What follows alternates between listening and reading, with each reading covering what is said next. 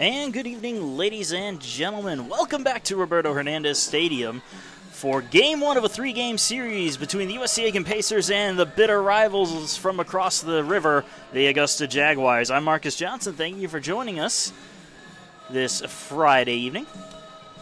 Pacers have fallen on a bit of hard times lately as they are currently sitting only 2 games above 500, 18-16 overall, 11-6 at home, though, with a 10-8 conference record.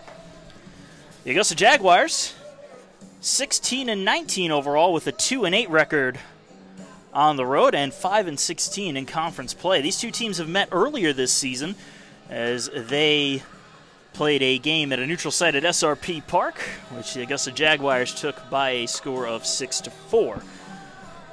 On the mound for USC Aiken today is Mitch Spence, their Game 1 starter. Stat line on Spence is as follows: a 5.61 ERA, 3-4 overall record in 9 starts, 10 appearances, 51 1/3 innings pitched, 54 hits, 40 runs, 32 of those earned, 23 walks, 49 strikeouts, and opponents batting .255 on him. Rest of the Pacer defense helping out Mitch Spence today. Connor Durden behind the plate, Alex Mills over at first base, Philip Watcher at second, Chandler Rogers at short, and Trey Paluski manning the hot corner at third. In the outfield, Joey Smithers in center field, Jackson Hannon in left, and Sean McQuillan in right field.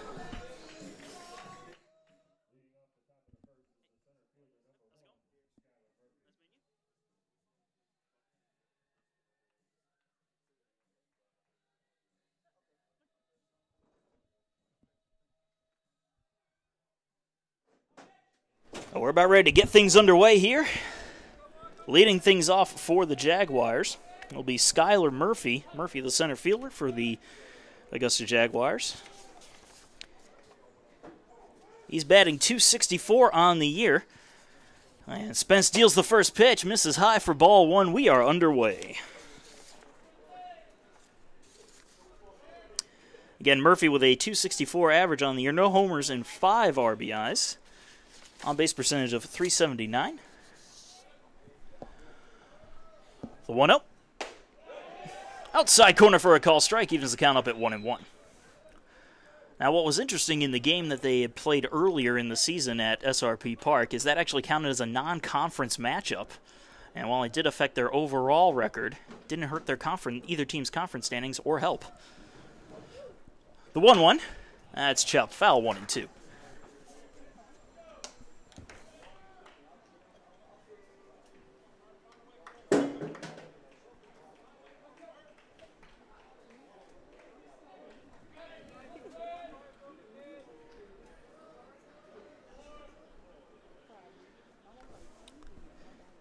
And Spence deals the 1-2.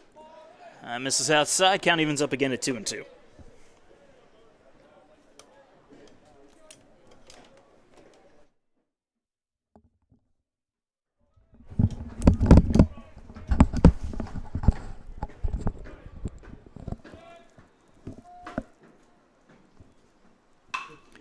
Sent out into the gap. That's going to drop in for a base hit. Smithers cuts it off, thinking about second, but stopping is Murphy, and Skylar Murphy leads things off with a single here in the first inning. Second baseman number 14, Trent Maddox.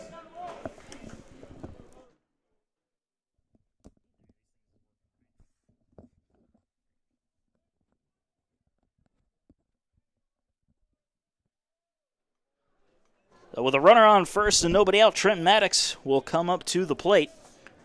Maddox batting .322 on the year. 7 home runs, 36 RBIs, and the first pitch misses high and away for ball 1. Those 36 RBIs Maddox has him tied in a 3-way tie, actually, for the lead, as he, Harrison Moore, and Bo Hanna all have 36 on the year.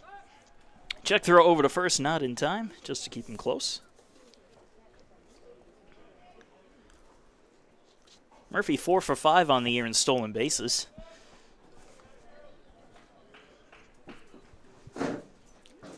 Another check throw over to first.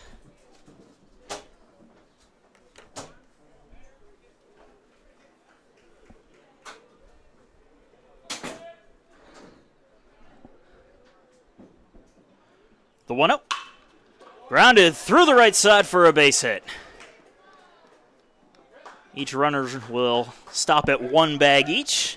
Back-to-back singles, and the Jaguars have both their first men aboard. Right fielder number 6, Harrison Moore. So now we'll see Harrison Moore come to the plate. Again, runners on first and second base with nobody out here in the top of the first inning.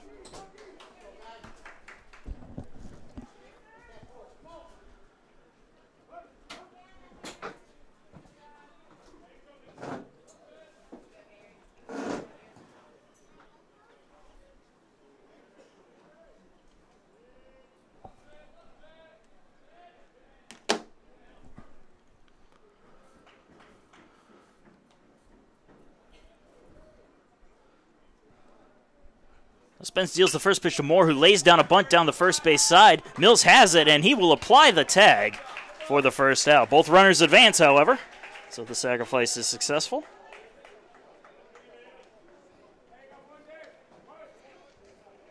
That brings up the DH, Bo Hanna. Number 34, Bo Hanna.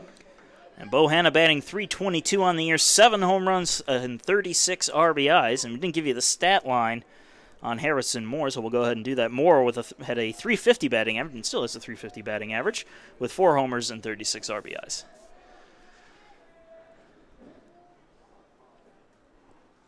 Swing and a miss on the first pitch. 0-1.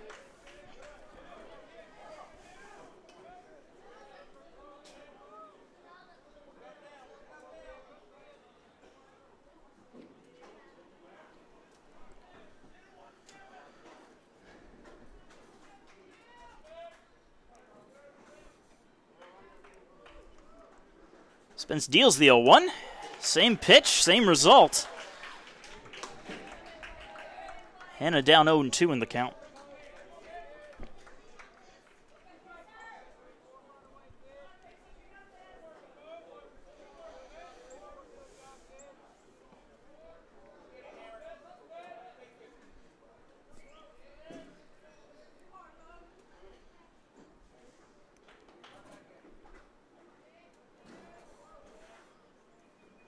And the 0-2. Lined. Oh, just missing Spence's glove. A runner will score. The throw to first is in time for the second out. I think you can score that a 1-4-3 in your scorebooks. And an RBI for Bo Hanna as Augusta takes a 1-0 lead. The shortstop, number 2, Mason Robertson. So that will bring up Mason Robertson. Robertson batting .344 on the season, 1 home run, 19 RBIs. Runner on third with 2 outs here in the top of the first inning, as the Jaguars have a 1-0 lead on the Pacers.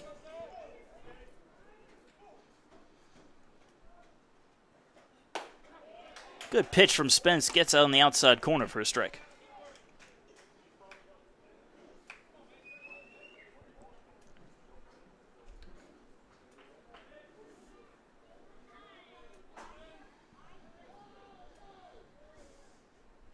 The 0-1. Low and away. Not a bad pitch from Spence, but didn't get him to chase and didn't get the call. So the count's evened up at 1-1.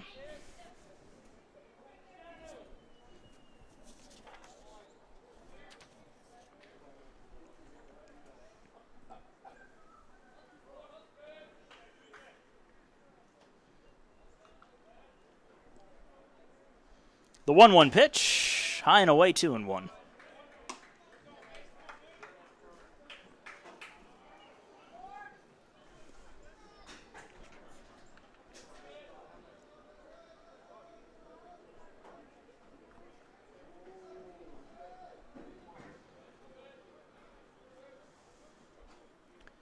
And the 2-1 pitch, swing and a miss, tied him up on the low inside corner.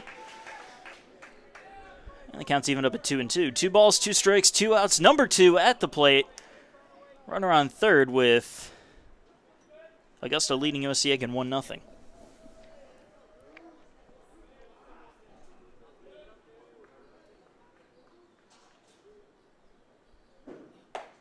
Ooh, just missed the upper outside corner. And a full count to Mason Robertson.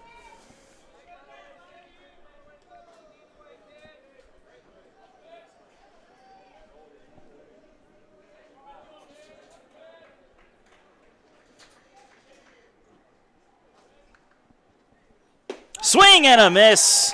Robertson goes down on strikes, and Spence gets out of the top of the first with minimal damage. We're going to the bottom of the first inning. Pacers coming to bat trailing 1-0.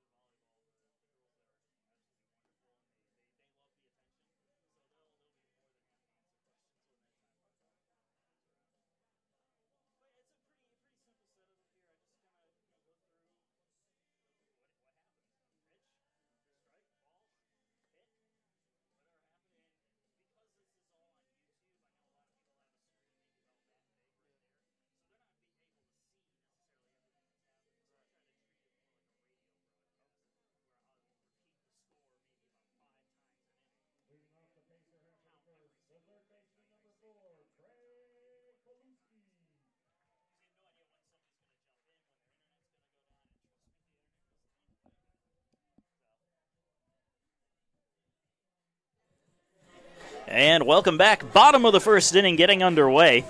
Leading things off for the USC Aiken Pacers is Trey Paluski. Paluski, batting .292 on the season, has a pair of home runs and 16 RBIs. And the first pitch to him misses for ball one. On the mound for Augusta, Aaron Chick. He has a 3.32 ERA and a 1-1 record in 2 starts, 13 appearances, as that pitch finds the strike zone to even the count at 1-1. Has 1 save on the year and 2 complete games as well. I'm sorry, not 2 complete games. Those are both his games started. Looking at the wrong column. He has 38 innings pitched, 42 hits, 18 runs, 14 of those earned, as Paluski gets a chopper here to short. The throw over to first is in time for the first out. That'll bring Phil Watcher to the plate. Second baseman number 1, Phil Watcher. Watcher batting just a hair under 300, 298 average on the year. No homers, 10 RBIs.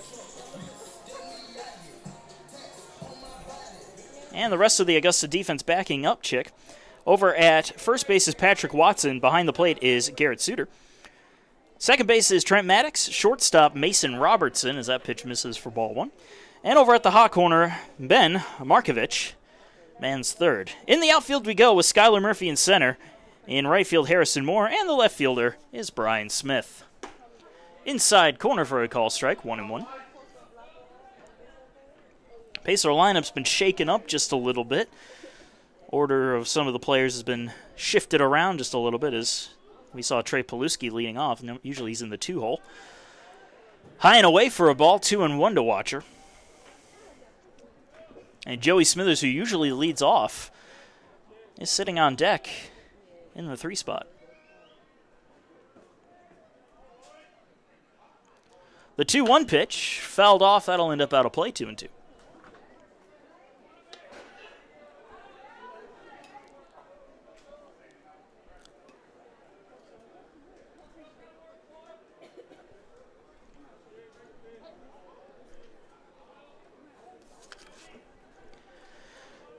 And here's the 2-2 pitch. Outside, full count.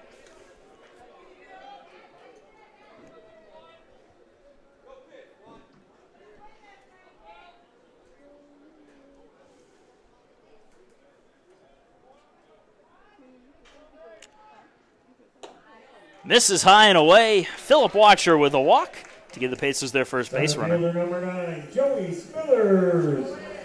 That will bring up Joey Smithers. Smithers batting .345 on the season. 2 home runs, 9 RBIs.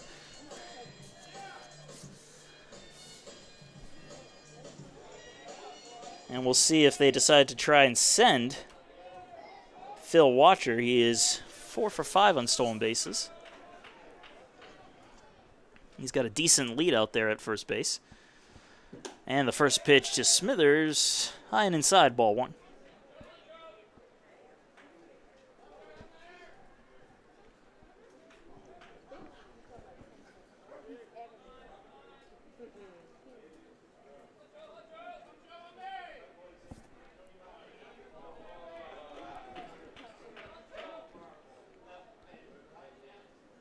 Swing and a miss.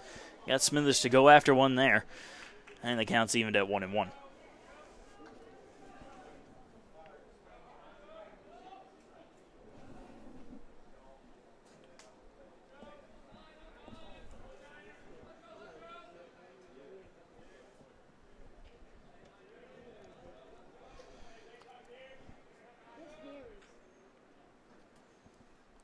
And the 1-1 pitch, low and away for a ball, 2-1. Smithers being a bit more patient at the plate than he usually is. Likes to be aggressive, and that's usually worked out for him. Well, in case you'll see him go after the first pitch and send it out there for a base hit.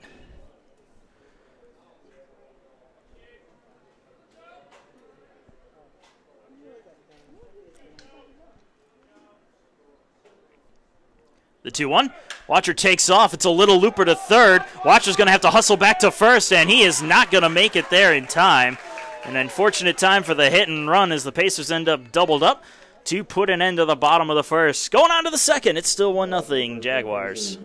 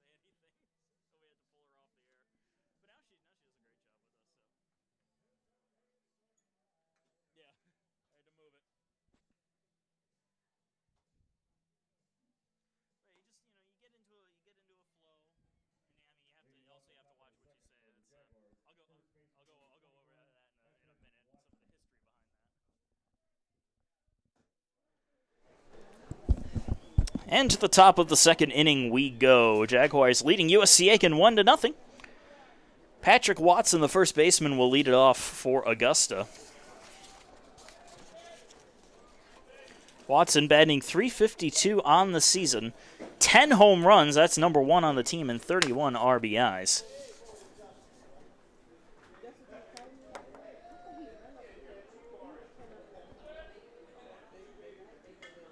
Swing and a miss. Went after the very first pitch for strike 1.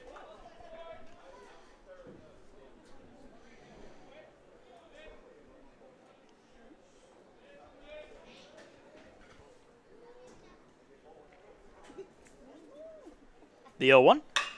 Here's a chopper to first. Mills takes it and taps the bag for the first out. The left fielder, number 5, Brian Smith. Brings Brian Smith to the plate.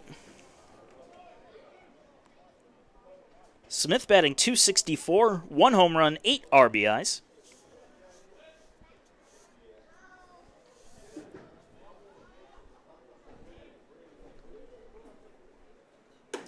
First pitch high and away for ball 1.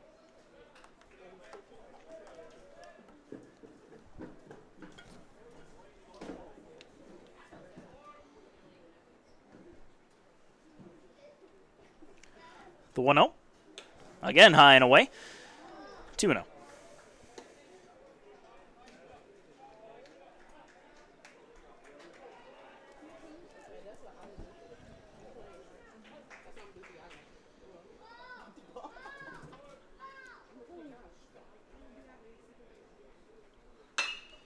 Popped it up. Left center. And coming on to make the play is Hannon for the second out.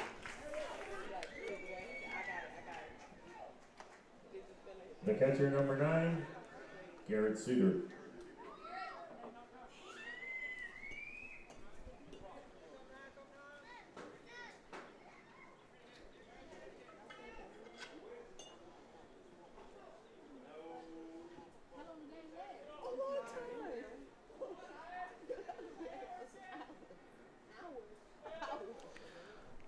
There's the first pitch to Garrett Suter. First pitch in there for strike 1.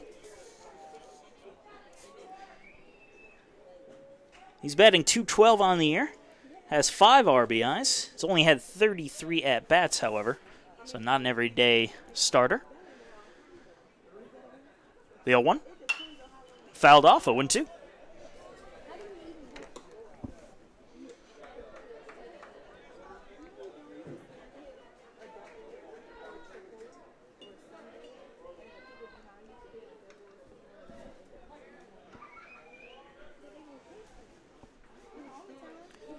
And the 0-2 pitch from Spence. Good movement there, but it just missed. A little high and away.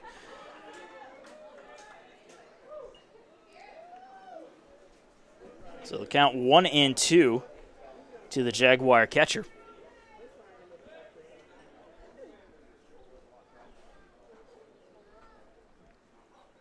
In there, right down the middle for a call, strike 3. Suter down looking for the third and final out. A nice quick inning for Spence as we move on to the bottom of the second. Pacers still down 1-0.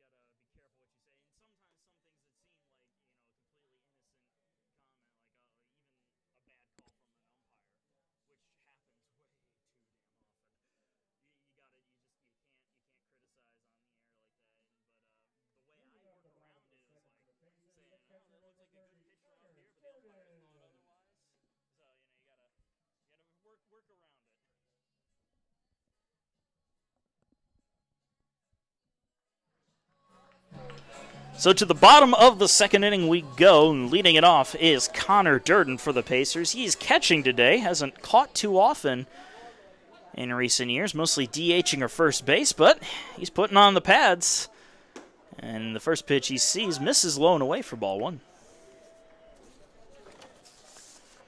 Durden working with a .302 average, also a team leading 8 home runs and a team leading 29 RBIs. Also has a .481 on-base percentage, so he is getting aboard. But a swing and a miss there will not get him aboard, as he has even the count at 1-1.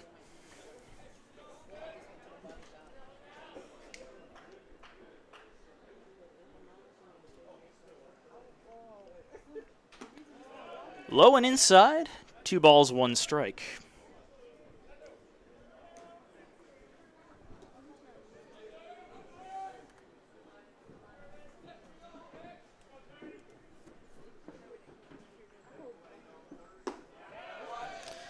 And that pitch missed as well. 3-1 to Connor Durden.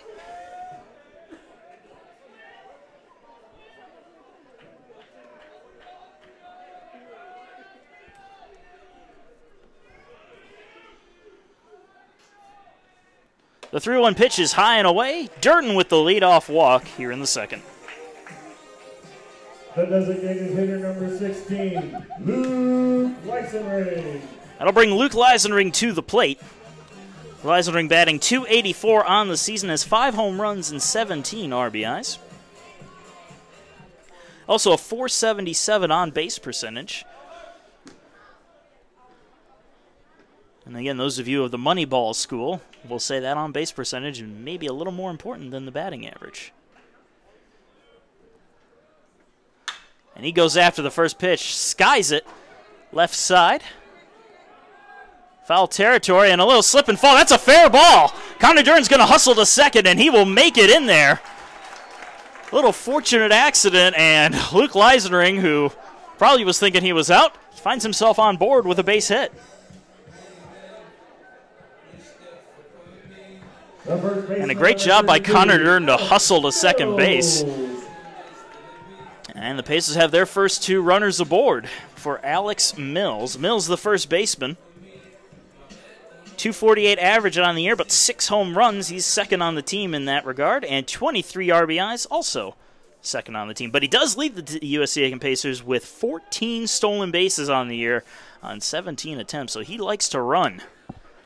Don't usually see that from a first baseman, but he can also play the outfield, so you know he's got some speed.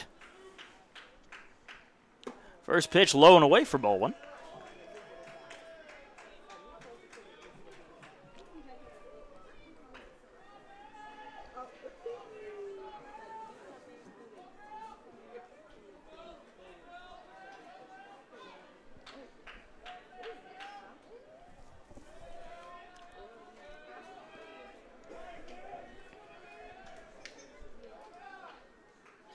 The 1-0. Fouled off. Reached out to try to get a hold of that one. But the count will even up at 1-1.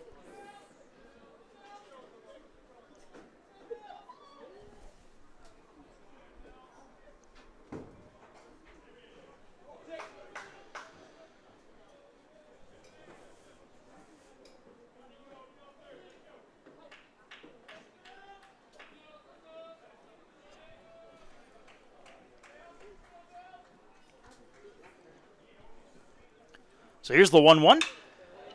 Soft one to second. You throw it a short for 1. The throw to first is in time for the double play. A 4-6-3 double play. Advancing to third is Connor Durden.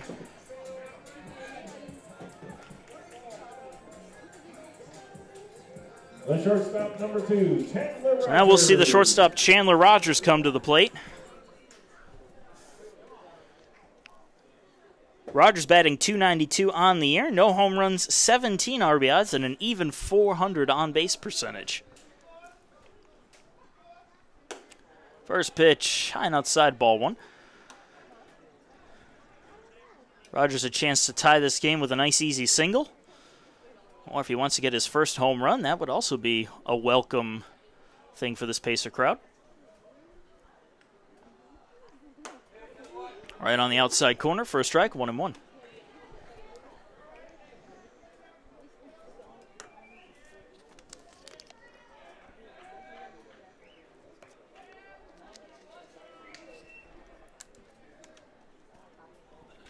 The 1-1. Hitting the air foul territory, first base side.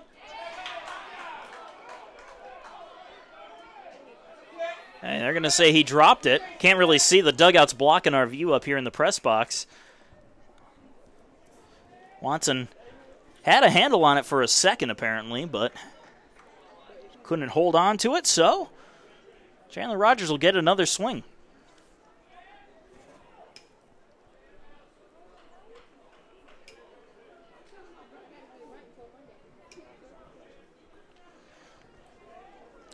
The 1-2 strikes to the Pacers shortstop. A runner on third with 2 outs here in the bottom of the second inning.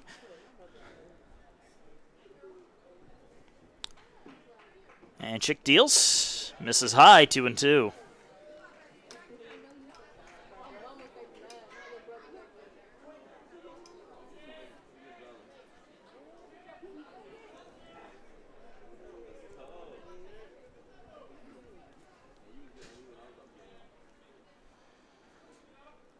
And the 2-2 pitch. Fouled off, out of play again, so we'll do it over.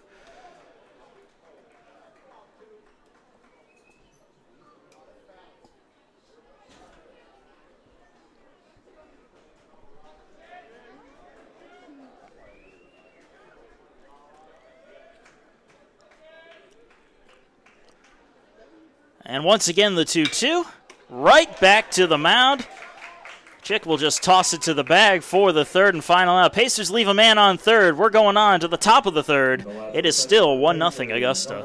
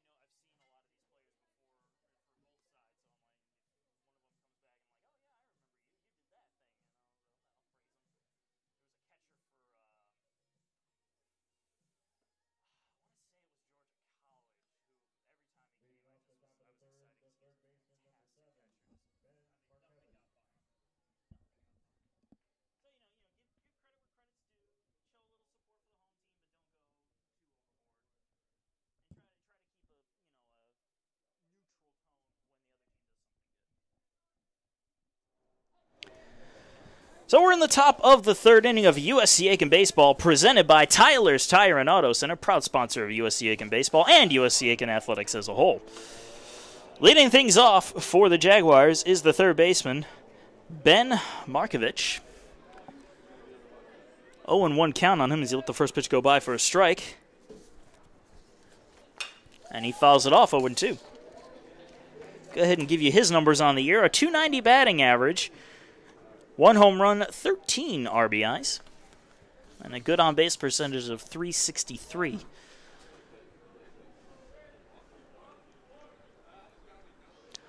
The 0-2 from Spence is in the dirt, 1-2. And they're going to just do a quick appeal down to first. Umpire concludes he did not go.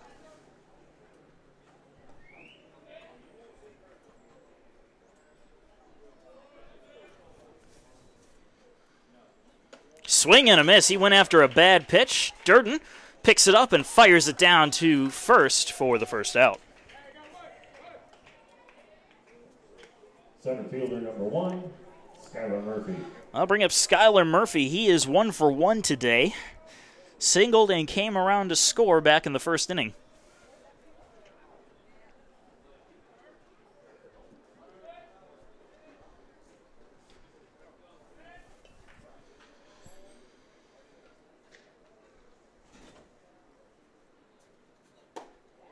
High and away for a ball, 1-0.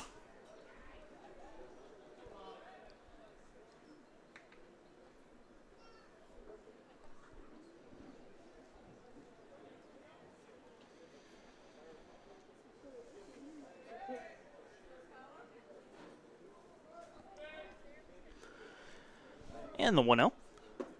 Misses low, 2-0. And somehow the ball ends up in left field.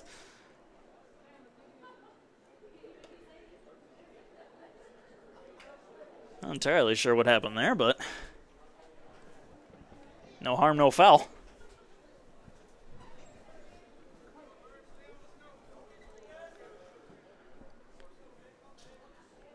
And here's the 2-0.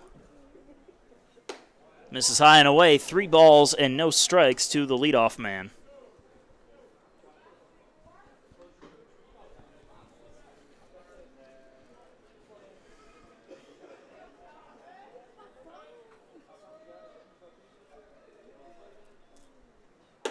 And ball 4. Spence walks Murphy on 4 straight to put a runner on first with 1 out. The second baseman, number 14, Trent Maddox. Trent Maddox up to bat. He also singled his first time up. So he's 1 for 1 today. Runner on first with 1 out here in the top of the 3rd inning.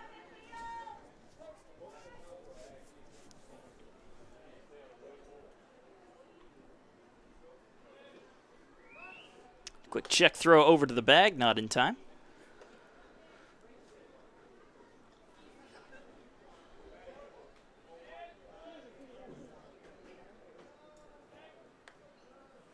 Runner takes off from first. The pitch is outside for a ball. The throw down to second is not in time. So that will be a stolen base for Skylar Murphy.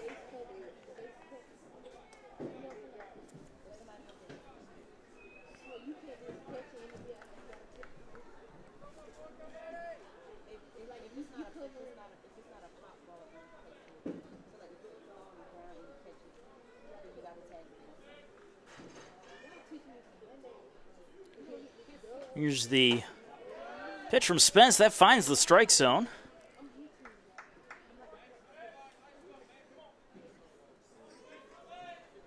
So an even count of 1 ball and 1 strike to Maddox.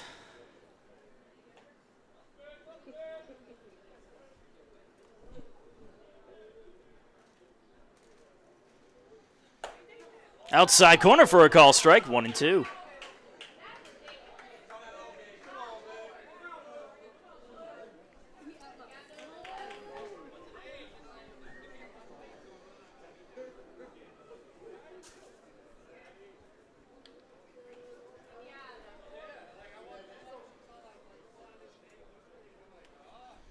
In there for a call strike 3, right down the middle. Maddox down looking for the second out. Right fielder number 6, Harrison Moore. Harrison Moore will come to the plate now. Had a sacrifice bunt his first time up. Runner on second with 2 outs. Top of the 3rd inning. Jaguars leading the Pacers 1-0.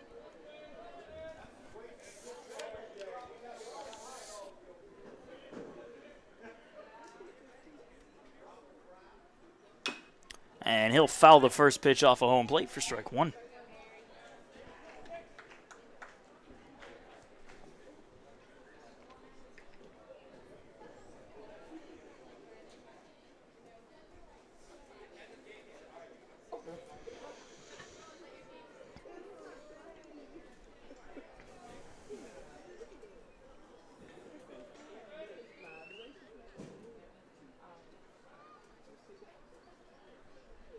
Spence taking his time before he deals the 0-1. Now it's on its way.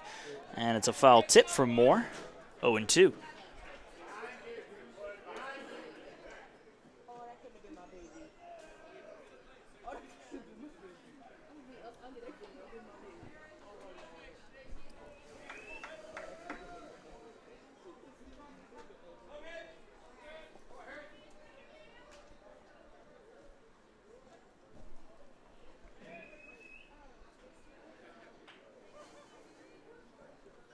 Swing and a miss.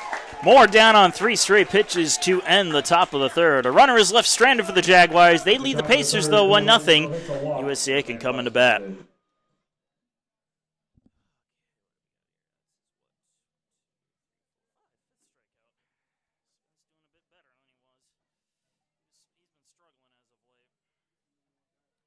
He's our number one. He's been weird. His freshman year, he came in as a closer, and he was dominant for 1 inning. And then in his sophomore year, they decided to bring him out of the pen and make him a starter, which I'm sitting up here going, what are you thinking?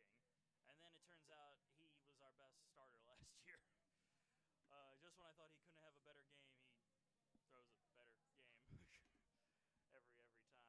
Struggled every now and again. So do you want to jump on the broadcast today, or? Okay, we'll get you on. I don't know. Want to try to say the 5th inning, maybe? Give you basically half a game if you want to.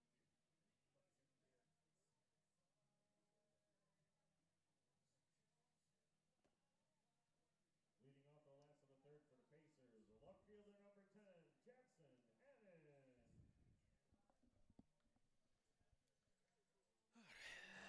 And welcome back. Bottom of the third inning of USC Aiken Baseball, presented by the South Carolina Education Lottery. When you play the South Carolina Education Lottery, you're not only taking a chance, you're giving a chance. Pacers trailing the Jaguars 1-0 here in the bottom of the third inning.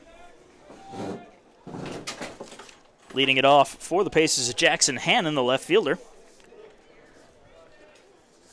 And the first pitch to Hannon missing for ball 1. Hannon with a .272 average on the season, 1 home run, 12 RBIs. In there for a call strike, evens the count at 1-1.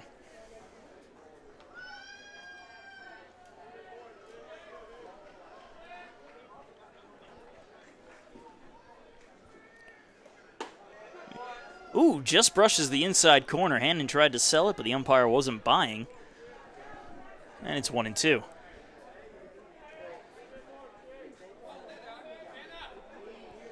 A lot of USC Aiken athletics represented here tonight as that pitch misses low and away. I see members of the softball team, the volleyball team, soccer team. Because I even saw somebody from the basketball team. They are all coming out in droves today. And why not? It's a good night for baseball. The 2-2. Grounded slowly to short.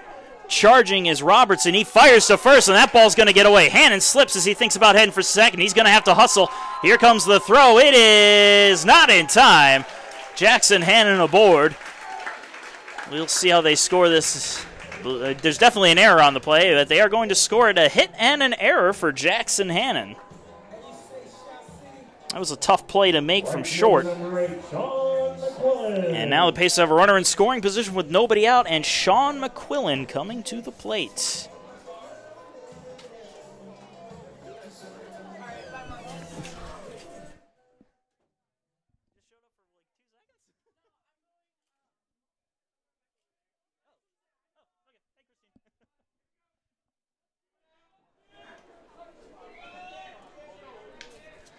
Sean McQuillan digs in. I was incorrect in saying that Alex Mills led the Pacers with stolen bases with 14. It's Sean McQuillan who leads the Pacers with 14 stolen bases. Every now and again, my brain just forgets to work. First pitch to McQuillan was in there for a strike.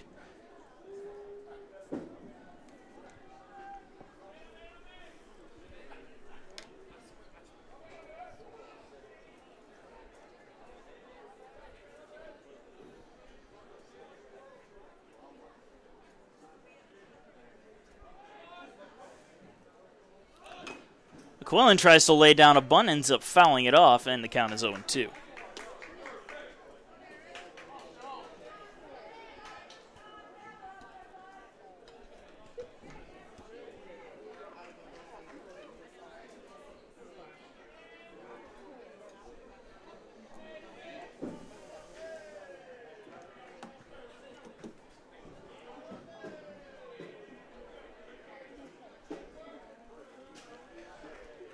And the 0-2 pitch. Fly ball in shallow left field. This could be a tough one. And a little collision, but coming in to make the catch was Smith, and nobody's really too banged up out there as Robertson tailed off just before the nasty collision happened. So McQuillan pops out.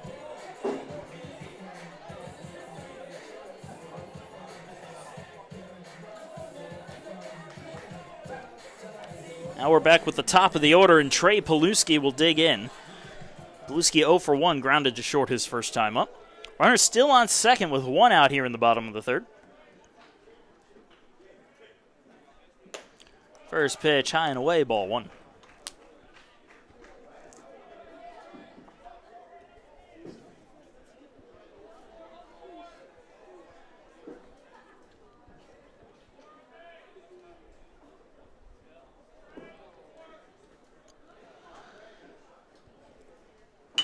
Check swing and then grounds it slowly over to third. The throw to first is in time. Now Paluski down for the second out.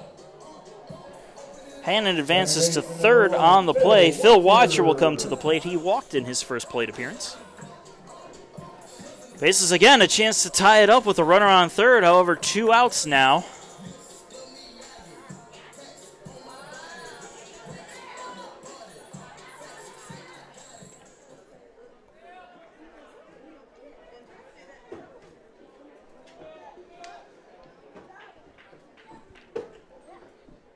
And the first pitch to Watcher, swing and a miss, strike 1.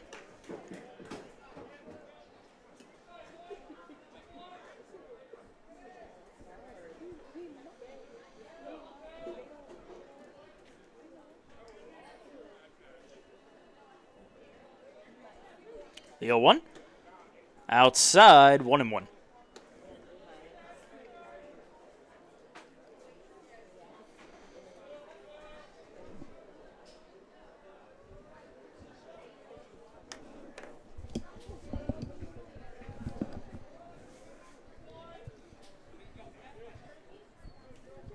Here's the 1-1 to Watcher, and he'll ground that one to short.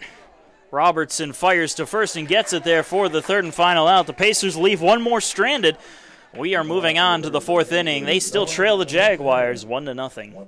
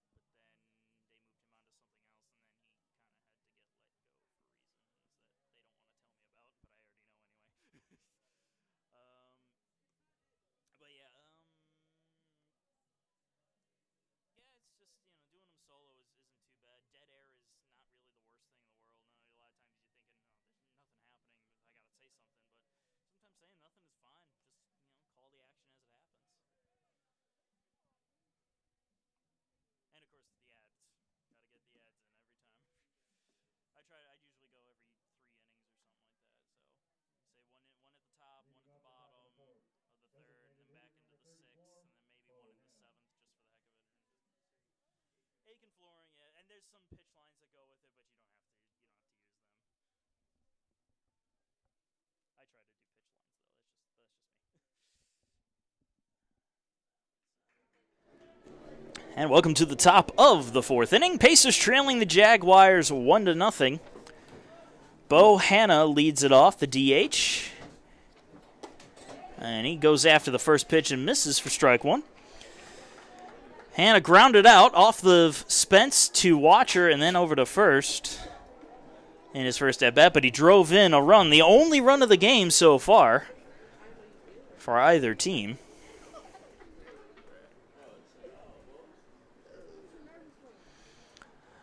Swing and a miss, and the count is 0-2.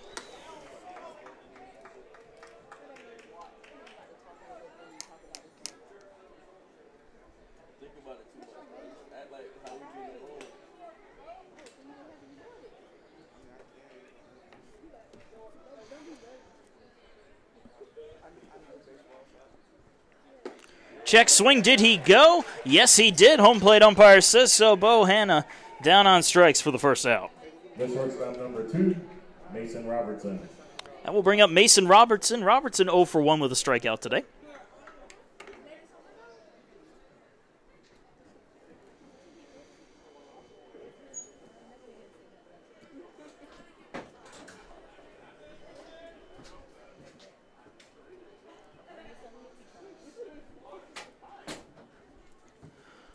First pitch to Robertson is low and inside, ball 1.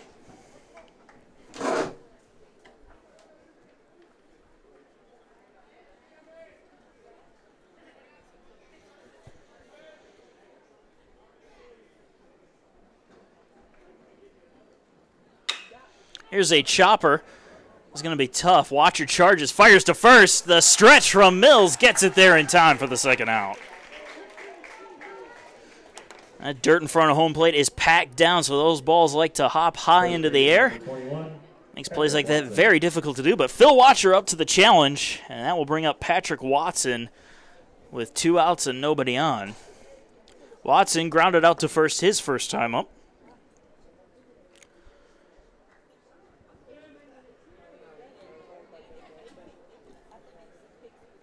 Swing and a miss on the first pitch, strike 1.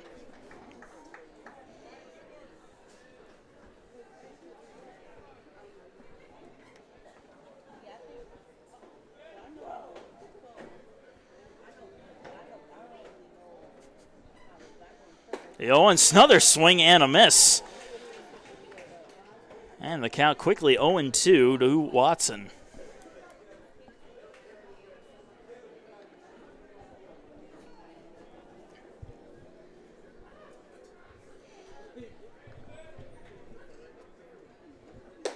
High and outside, Watson lays off of it, though he thought about going for it. 1 ball, 2 strikes.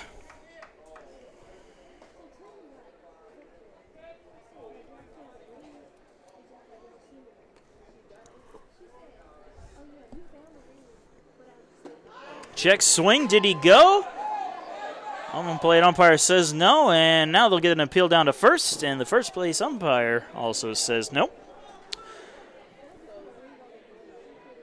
So the count is evened up at 2 balls and 2 strikes.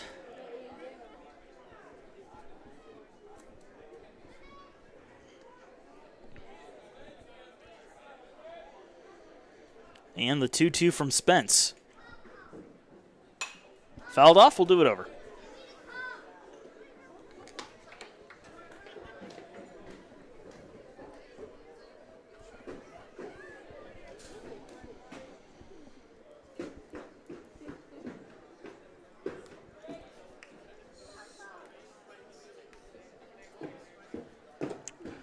Tried to get him outside.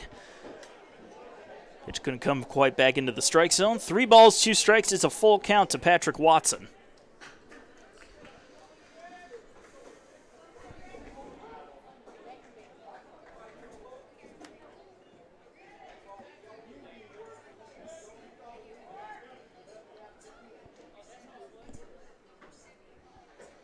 In there, call strike 3. Watson down looking for the third and final out. A 1-2-3, top of the 4th. We're going to the bottom of the 4th. Augusta leading 1-0, but the Pacers coming to bat.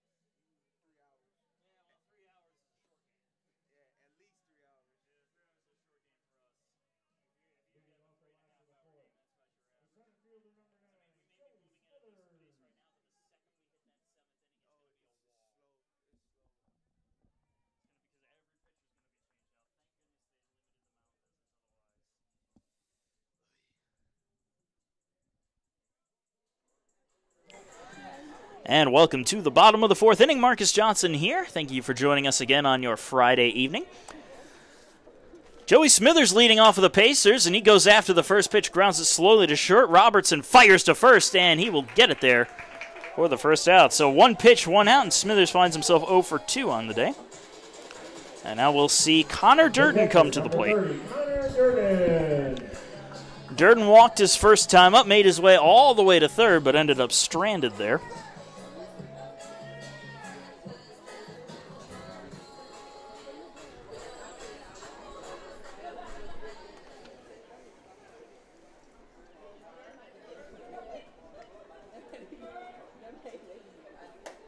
And the first pitch is high and away for ball one.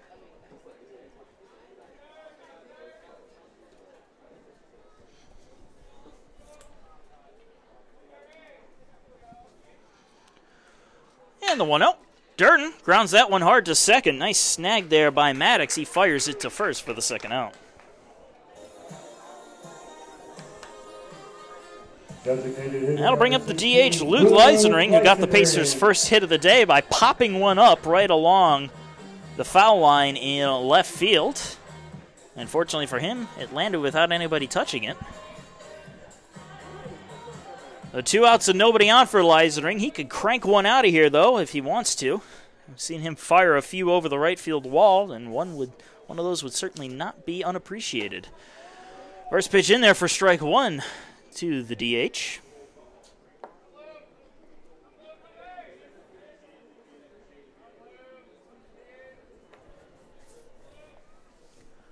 Oh, 1. Fouled off, 0-2.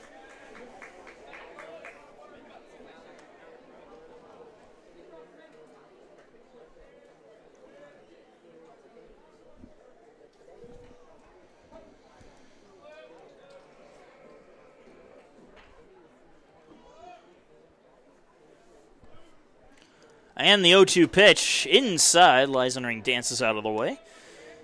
1-2.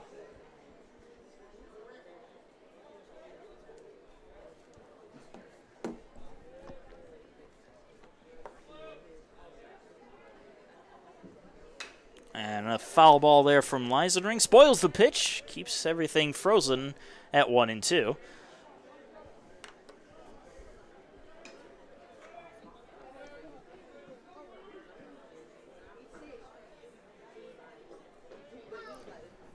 Again, the 1-2 pitch inside, and a swing and a miss from Leisenring. He goes down on strikes for the third and final out. A quick 1-2-3 inning for Chick and the Jaguars. We're going on to the fifth, and we will be joined on the broadcast by Darius Smith.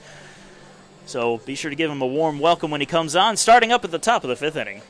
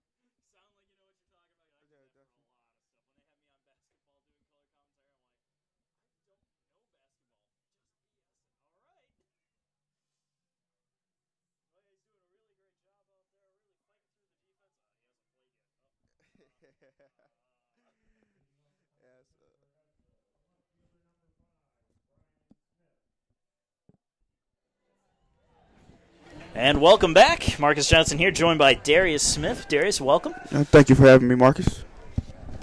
We are here in the top of the fifth inning. Jaguars leading the Pacers 1-0. Brian Smith up to bat. He is 0 for 1 today. And the first pitch, high and away for ball one.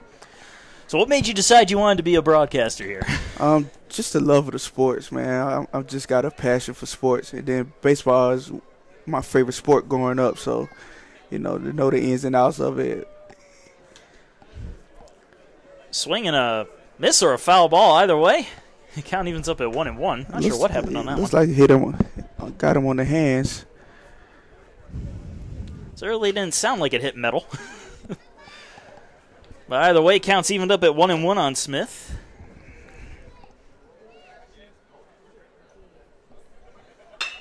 And here's a ground ball to short. Rogers has it. Fires it to first and gets it there for the first out. The catcher, number 9, Garrett Suter. So Garrett Suter up to bat. He is 0 for 1 with a strikeout. Now, while you were off mic, you were saying, Spence looks like he's gotten into a rhythm. Oh yes, what do you think's changed from the early part of this game to now? I think he's finding the strike zone. He's throwing more strikes, and his breaking ball seems to have been working really good right now. And I think he's getting the hitters way off balance, so that's working good for him. He's getting a lot of ground balls. And a ground ball foul for strike one off of the bat of Suter. Yeah, Spence, he's looking a lot like the Spence from last year. Last year, Spence just out of nowhere became a dominant starter for the Pacers. Out of the bullpen, he was a closer, and then he came in, and it just when you thought he couldn't do any better, he goes and throws an even better game than the one beforehand. So it's nice to see him getting back into his groove, and hopefully he can keep that up for the remainder of the season. The 0-1. Show a bunt, laid down right in front of the plate. Durden picks it up, fires to first, and gets it there for the second out. Pretty good play by the catcher, real good play. Connor Durden, he hasn't caught too much this year. He's mostly been a DH or a first baseman, but he hasn't lost a step. Ben Markevich up to bat, the third baseman. He struck out his first time up. Nobody on and 2 out here in the top of the 5th inning. Jaguars still holding on to a 1-0 lead, looking for a little extra insurance.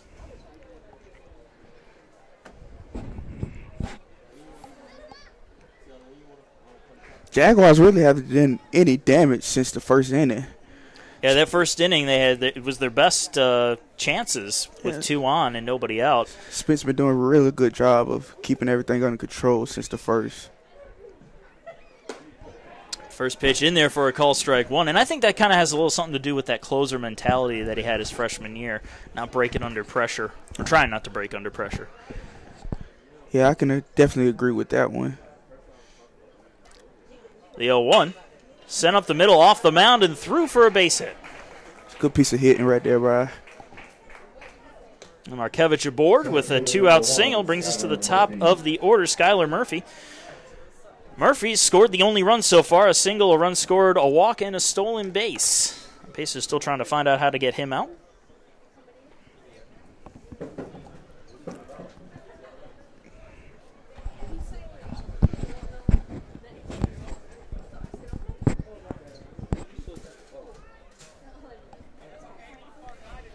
And the first pitch to Murphy, in there for a strike, 0-1. It almost looks like, Spence is putting a little extra heat behind his pitches, too. These are some of the fastest pitches I've seen him throw this year. Yeah, he's getting more velocity as the innings go on, and he's painting those corners. He's hitting the spots tonight. Check throw over to first, not in time.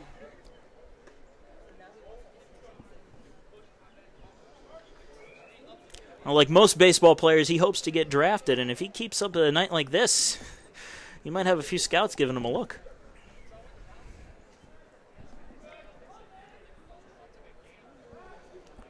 Check throw over to first again.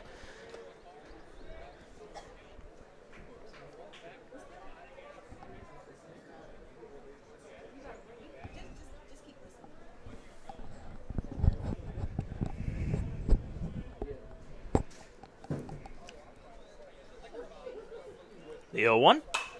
Fouled off, out of play, and the count's 0-2.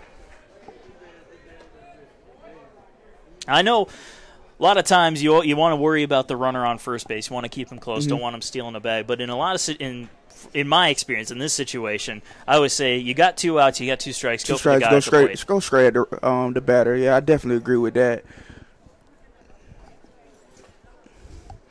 I don't see the Jaguars making any moves over there at first. They've been very aggressive tonight, though. And the 0-2. Swing and a miss. Spence goes right at the plate, and he gets Murphy down on strikes for the third and final out. Runner left stranded at first. We're going to the bottom of the fifth. It is still 1-0 Augusta.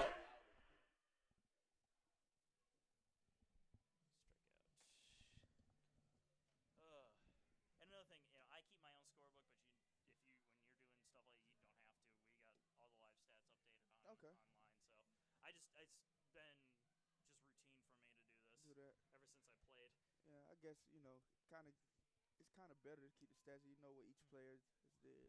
Yeah.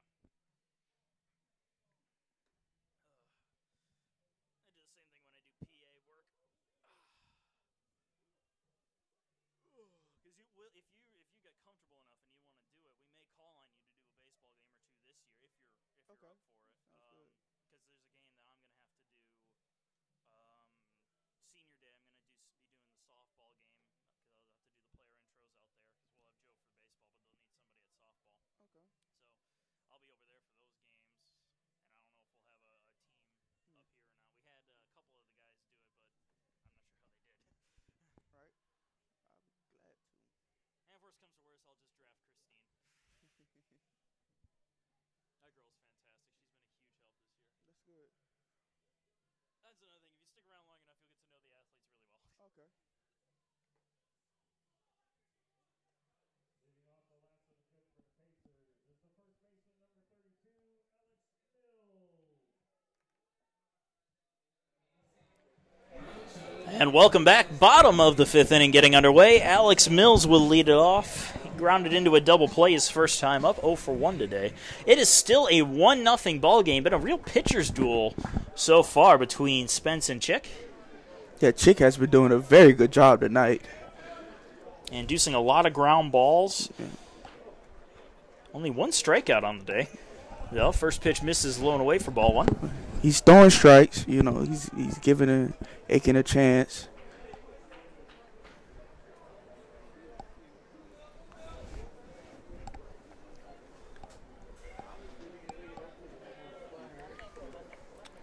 And here's the 1-0.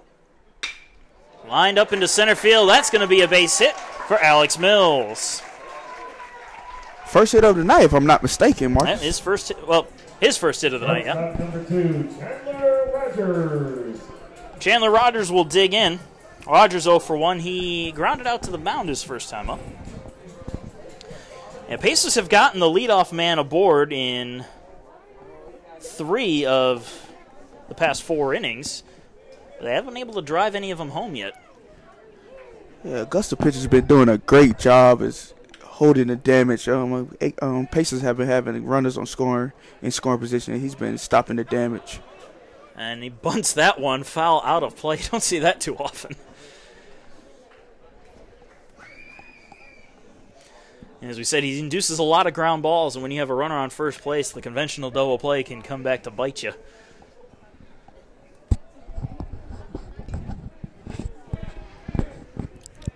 I wouldn't be surprised if I see the Pacers do a hit and run right here to try to get a runner in a scoring position. Now check throw over to first has Augusta thinking that possibly. And came back to bite them earlier on the hit and runner, but we'll see if they want to give it another go.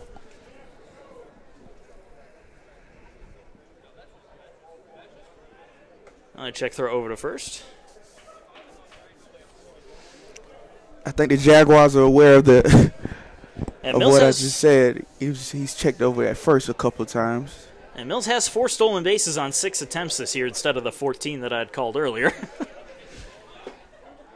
And the pitch low and away for a ball. Rogers thought about a bunt but pulled back. Count evens up at 1-1. And that does look like it looks like that's what they're trying to do. Rogers trying to lay down a nice bunt. Infield's playing back though at double play depth, so I don't think they're too worried about a bunt, despite Rogers showing it. Third baseman is playing even with the bag. Middle infield is back, playing for the double play, and first baseman is even with the bag. So I think you're correct right there. I don't really see that they're too much worried about the bunt.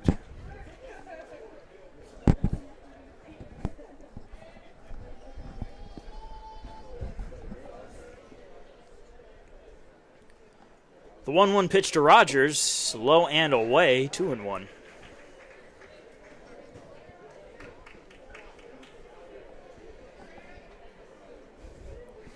If Rogers get a bunt down, I think he probably could beat it out.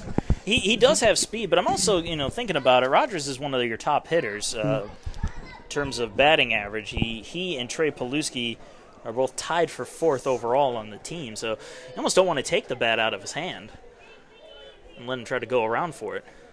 The 2-1, runner takes off, swing and a miss. Here's the throw down to second, and it is not in time. It's on the wrong side of the bag and rolls slowly over to short. So a stolen base for Alex Mills. Another successful one by Alex Mills. Make that 5 for the season. 5. He's only 9 away from being where I originally thought he was.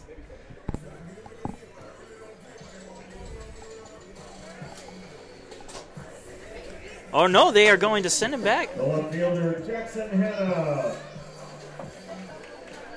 I'm thinking what happened was batter's interference. Either way, well, Rogers is down for the first out, and Jackson Hannon comes to the plate. So I can only think he might have foul-tipped it or something. I'm not sure what happened there. Either he foul-tipped the Marcus or they called batter's interference. I'm not sure. And that's lined into center field. That's going to drop in for a base hit. Well, Hannon goes after the first pitch and makes it in there for his second hit of the day. The center fielder got a nice jump off that ball. I really thought he was going to make that play. And you saw Mills hold up. I'll go ahead and look at the live stats to see just what happened on that last play. They're pretty reliable. Anyway, Sean McQuillan will dig in now. Runners on first and second with 1 out here in the bottom of the 5th inning.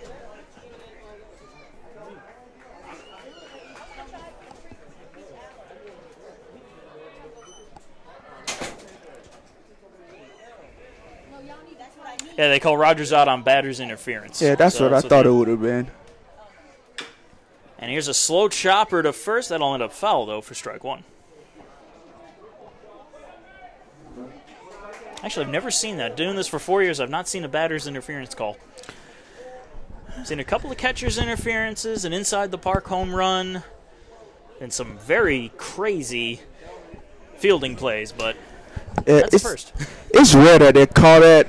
The umpire really be paying close attention now with that, especially if the catcher throw is kind of off. They usually call that.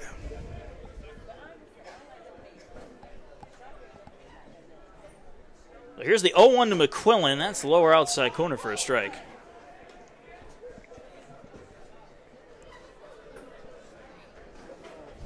He's hitting his spots. That he's doing. Now he knows where the umpire likes to call him, and he's putting the ball right there. Umpire has been consistent tonight, and that's all you can really ask for if you're a hitter or a pitcher. Right now, I haven't seen any bad calls at all from the umpire tonight. The 0-2. Laced on out into left field. That's hooking foul, and it'll hit the dirt to keep the count frozen at 0-2.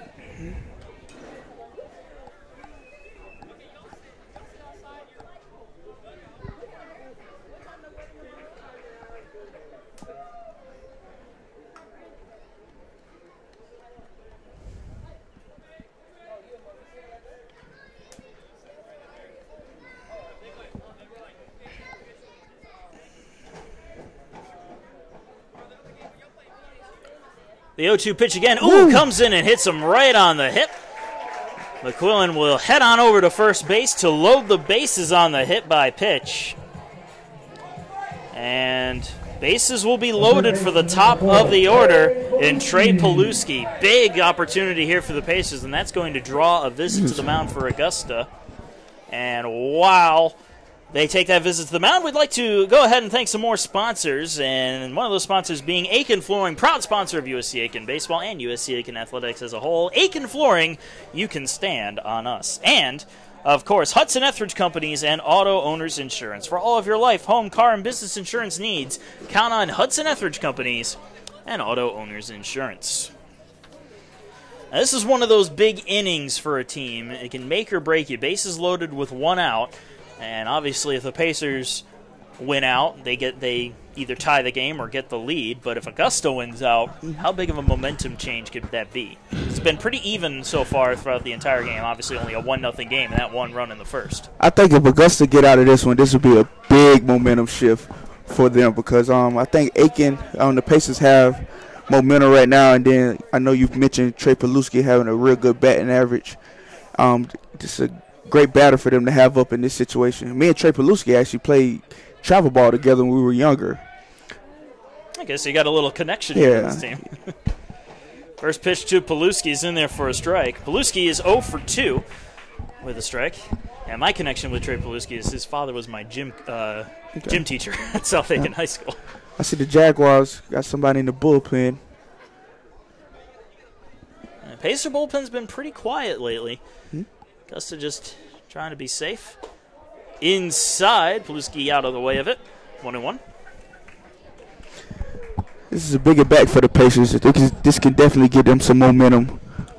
You got one of the guys you definitely want to have up there, Trey Paluski. Yep. Bases loaded, top of the order up. Can't beat that. Check swing. Did he go? Home plate umpire says no.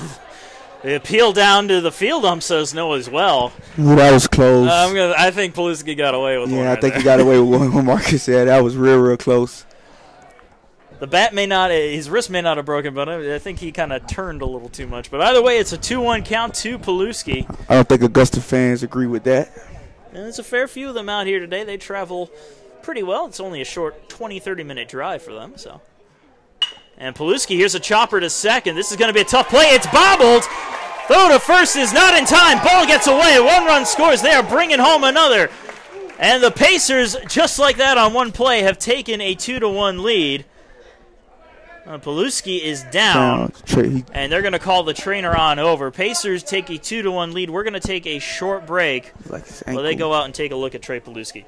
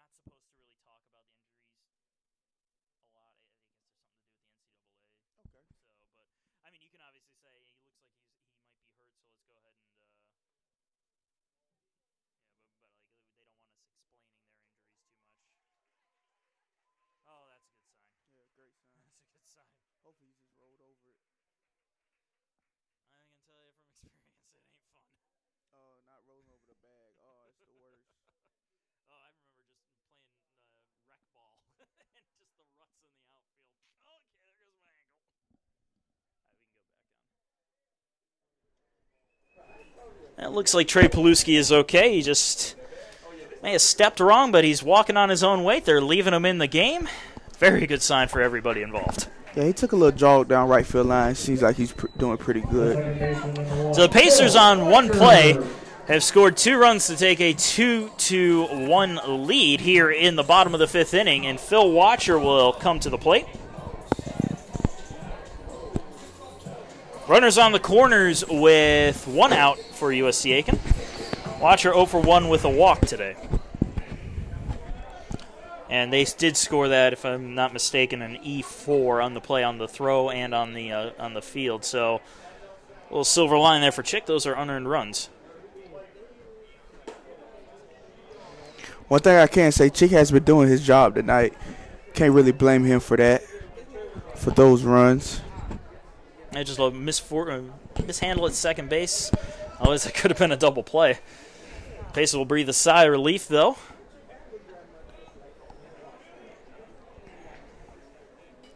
And here comes the second pitch to Watcher. outside for a ball. And the count evens up at 1-1. I wonder if Chick is getting fatigued in this inning. It's been a pretty long inning for him. Well, this is only his third start on the year. Wow, that's impressive. Every now and again, you can reach into your bullpen and pull out a starter. Doing pretty good to be his third start, and this would be a big rival game. Oh, yeah. Yeah, when the rivalry games happen, you kind of throw the record and stat book out the window. Anything can happen. Quick check throw over to first. Paluski back safely. You can, if you pay attention to basketball at all out there, the rivalry games between the Peach Belt teams, USC Aiken was one of the top teams in the Peach Belt, and even when they played the bottom teams of the Peach Belt, they were always close. Always games. Close. Yep. I went to all the basketball games we had here, and all the games were close, and they're very intense games. Very intense. You can see that every conference game is a big game. Yeah, it was a tough season, a good season, but could have been better for the basketball team. Just missed out on a conference championship by just the smallest of margins. Yeah, then it had a tough loss out there in Charlotte to Augusta. I think Augusta came back from 20 down. 21 points down. Popped up behind the plate. Going back is Suter near the screen. That's going to end up over the screen and out of play. A 1-2 strikes the count to Phil Watcher. Runners on the corners with one out here in the bottom of the fifth inning.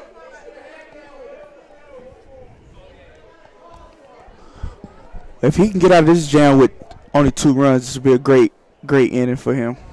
I could definitely, we're talking about momentum swings, and that could swing momentum right back to Augusta, getting out with minimal damage like that.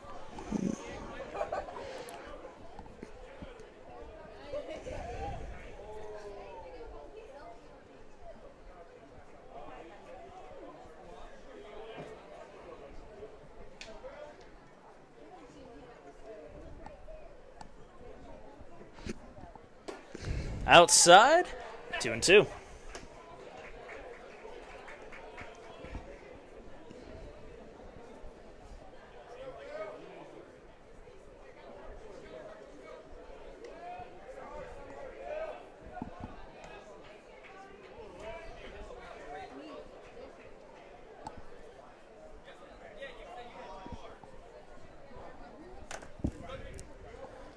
The 2-2, Watcher tied up on the hands. Great pitch. Yeah, he's been going to that when he needs to get over, and he got Watcher to go after an inside pitch for the strikeout on the second out. He's been hitting his spots all night. That will bring Joey Smithers to the plate.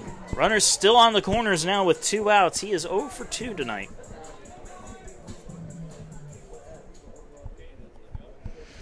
The Pacers can definitely get the momentum back with a base hit right here. Base hit would do the trick, give them a little extra insurance. They currently lead 2-1, though. Right now, we're still in a pitcher's duo, 3 hits apiece. Jaguars only have 1 error. Pacers have none.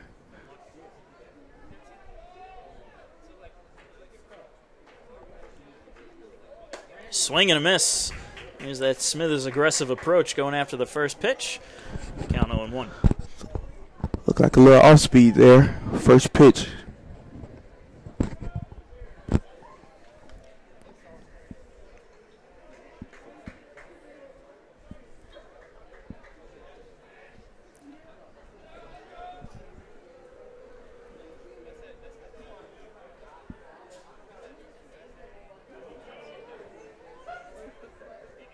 The 0-1.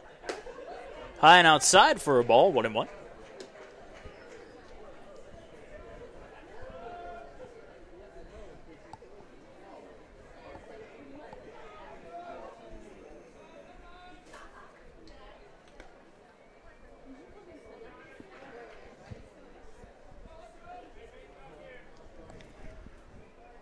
Here's the 1-1 pitch to Smithers. Misses low and away.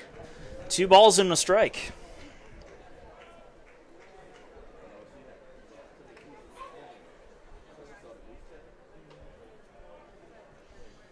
Smithers just started out the year red hot at the plate. Has cooled off after he had to sit down for a little while, but he's looking to get back into the swing of things, and a nice base hit here will be big on getting him back on track.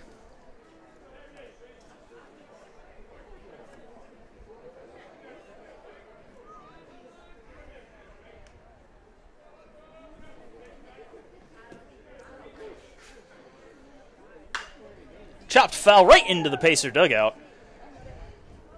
Duck and cover if you're over in that direction. See a lot of ducking over there in the Pacers dugout.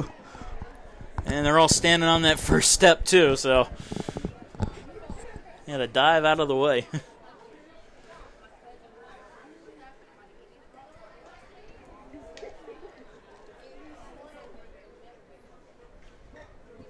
It's like over at the softball field. They've got some fencing in front of the dugout. However, all the players sit outside. Sit outside the dugout. Yeah, that seems what everybody loves to do now. And Chick steps off the rubber just to keep Paluski close to the bag at first. Not me. I like to be behind that fence. If I wasn't in the field of play, I didn't feel safe. I think because my mind liked to wander when I was on the bench.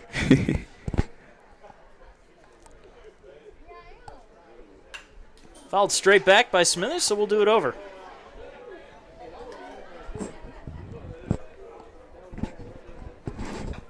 At least it didn't wander while I was out in the field. That could have resulted in some nasty, nasty business.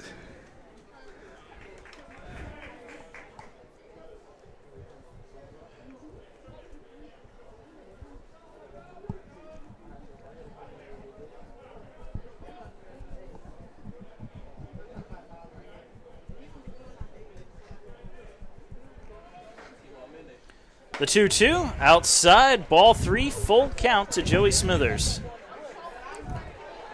Full count, 2 outs. I think Paluski is going to be on the move.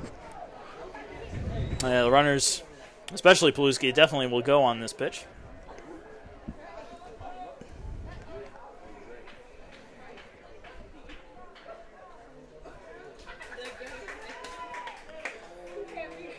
Now Smithers digs in, ready for the 3-2 pitch.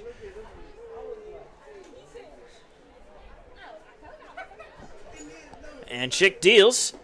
Ball is low. Ball 4. Smithers with the walk. The bases are loaded once again for Connor Durden. Great at bat right there by Joey Smithers. And Connor Durden, a big threat, especially in situations like this. Before the season began, he was an all-conference selection for the Peach Belt as the DH. Bases loaded, 2 outs. Bottom of the 5th inning, Connor Durden digging in. He's 0 for 1 with a walk today. Connor definitely can bust this game open with a big-time hit right here. I know he's capable of getting one out of here. And he goes after the first pitch and grounds it foul for strike 1. There's a big cut there from Durden. You know he wanted to send it. Very aggressive approach by Connor. It's always been an issue, I think, as of late for the Pacers in situations like this where they kind of get a little overhyped. Too aggressive. They want to do something. I mean, obviously you want them to have the mindset where I want to get something done, but at the same time, I want to tell them, hey, be patient at the plate.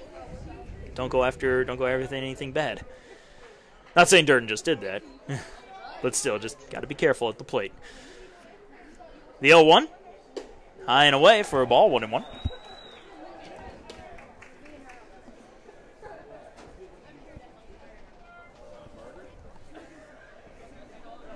No action still in the Pacer bullpen. Spence might be going for the long run tonight. It wouldn't be a bad move, but he's been on the bench for a little while. It's been a long bottom of the 5th inning. And Durden sends one on out into center field. That one could be trouble. No, it will fall into the glove of Murphy. I thought it might go over his head, but Murphy read it perfectly for the 3rd and final out. But the Pacers get 2 runs. They lead it 2-1 as we move on to the top of the 6th.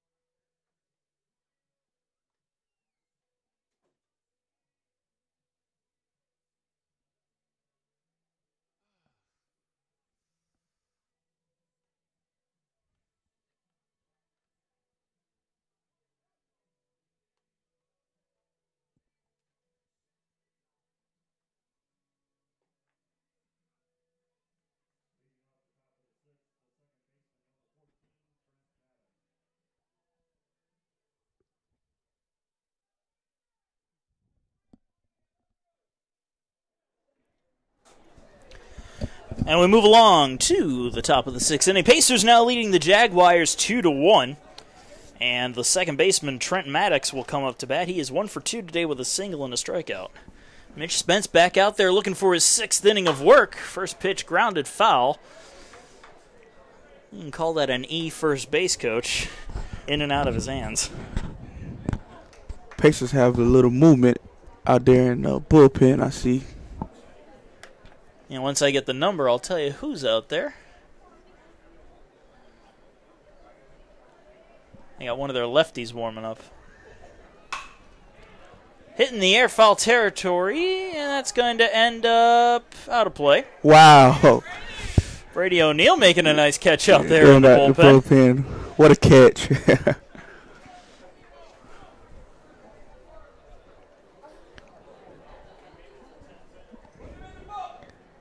Brady O'Neill seems like a very athletic catcher out there. He's come up with some clutch hits, too, in his career when he's come in. His very first career hit, I remember it well, was a walk-off home run. Came in to pinch hit, drove one over the left field fence. You can't beat that for your very first hit. Oh, no, especially when you're not expecting to even play that day. The 0-2, swing and a miss, chased a high fastball for the strikeout. I wonder if Spence got a little more momentum with Pacers having the lead right now. He's definitely feeling a lot better. I mean, he was pitching well while behind. Thinking now he's got the confidence, like, hey, now I'm in line to get a win.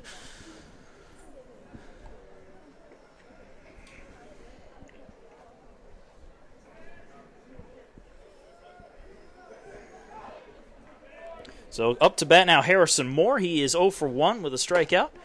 First pitch, upper part of the zone for strike 1.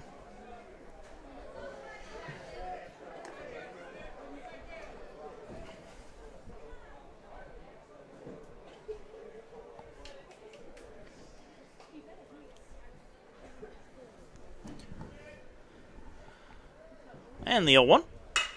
Lined on out into center field, right near Joey Smithers, who makes the catch for the second out. Barely had to move. Yep, hit right to Joey Smithers out there in center field. That will bring up the DH, Bo Hanna. 0 for 2 today with the only RBI for Augusta, as he drove in their first run back in the first inning. Nobody on and 2 outs here in the top of the 6th.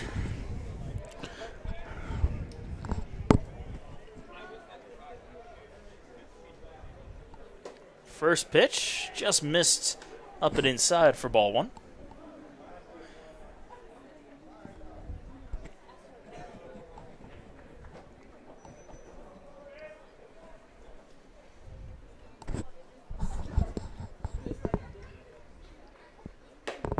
The 1-0 just catches the outside corner, 1-1.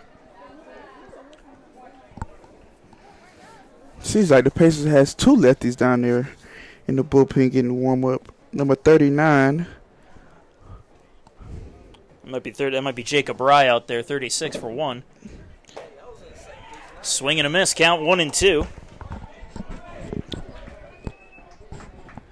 Though they aren't warming up as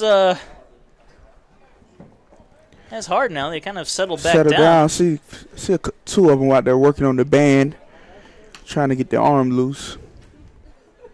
Spence is doing some work out there right now. 1 ball, 2 strikes, 2 outs to Bo Hanna here in the top of the 6th.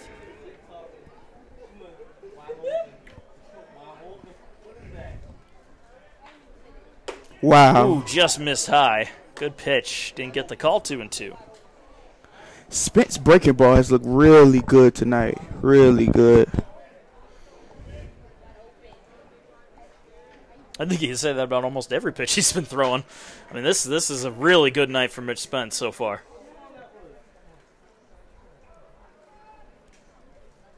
Swing and a miss. Bo Hanna down on strikes, and Mitch Spence works another 1-2-3 inning. We are moving on to the bottom of the 6th. Pacers up 2-1.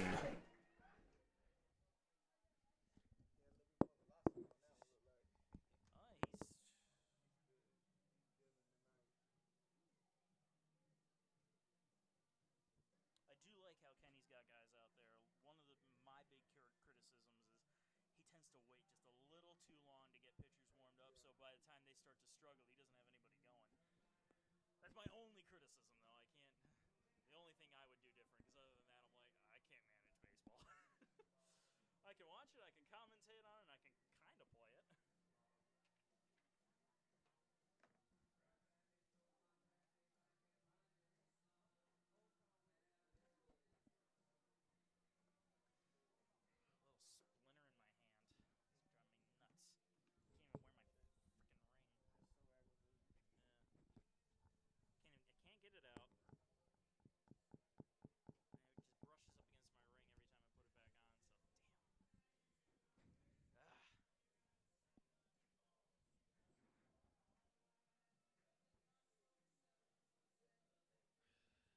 What is Augusta pitcher name? Chick. Chick.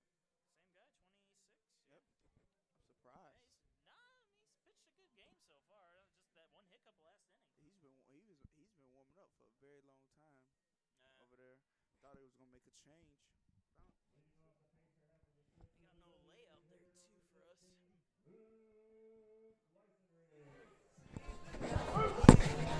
And we move on to the bottom of the sixth inning of USC Aiken Baseball, presented by the Aiken Fish House, a brand new restaurant, Southern-style seafood served with good old Southern hospitality. Try saying that 10 times fast. Pacers leading Augusta 2-1 as we move to the bottom of the sixth. Chick's still on the mound for Augusta. Luke Leiserdring at the plate, 1 for 2 today with a single. Pitch outside for ball one. Not necessarily a bad move sending him back out there. Other than last inning, he's pitched a good ball game. But Augusta, again, does have somebody going in their bullpen just in case things get a little out of hand. And Leisling catches a piece of that one to even the count at 1-1.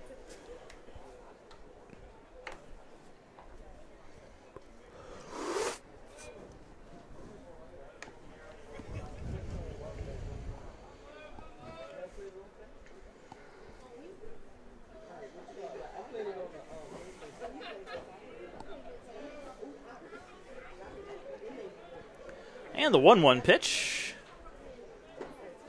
Ooh, good pitch, and Leisling thought about going after it. Real good pitch by Cheese. Looked like a little off speed right there, that outside corner.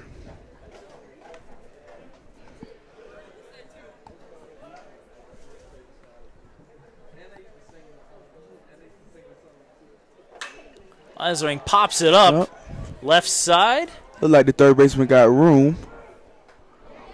And that one will be caught by Markovich for the first out.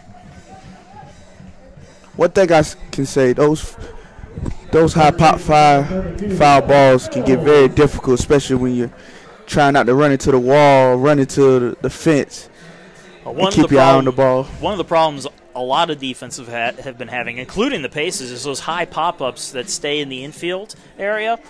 They get lost in the lights. They end up losing it as it either goes up or comes back down due to the lights, and then by the time they reacquire it, they lose the ball. Alex Mills turned on that one and sent it deep but foul. And half a second later, and he would have had himself probably a home run. But Mills is 1 for 2 today. He is singled and scored a run back in his last at-bat.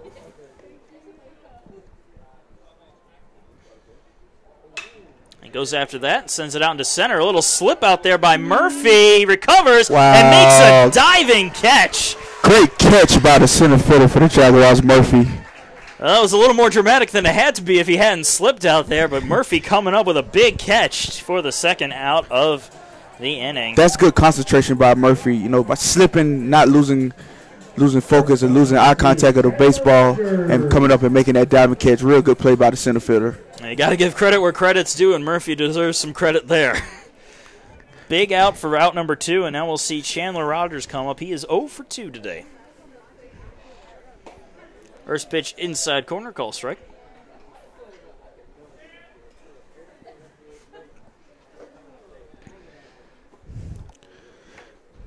Chicks is 1 out away for getting a 3-up, 3-down inning. There's a chopper. That's going to end up over the head of Markovich and into left field for a base hit.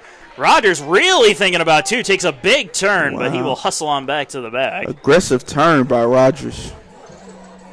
I think he thought it was rolling out there a little slower. Number 10, Jackson Hannon. That's that packed-in dirt right in front of home plate, playing to the Pacers' advantage right there.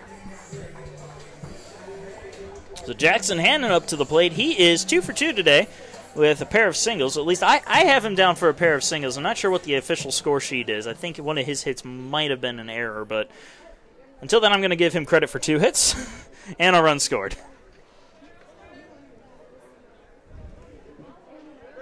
Check throw to first, not in time.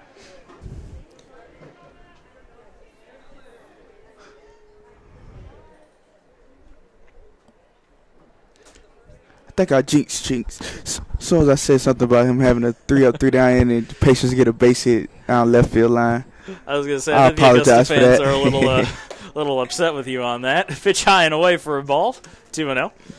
That's okay. It happened to me in softball the other day. I said they were 1 run away from a run ruling their opponent, and they never did get that run rule. They did end up winning, but we had to stay there a little extra time because of me.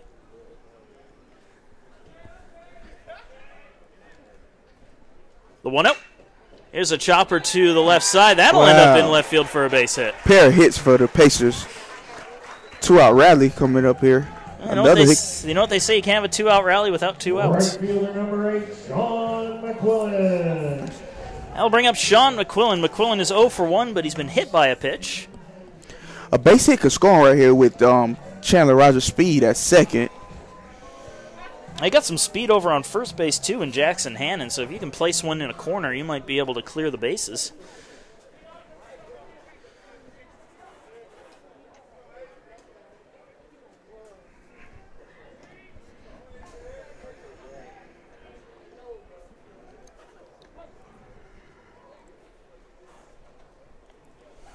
McQuillan will dig in. Again, 2 on with 2 outs here in the bottom of the 6th inning.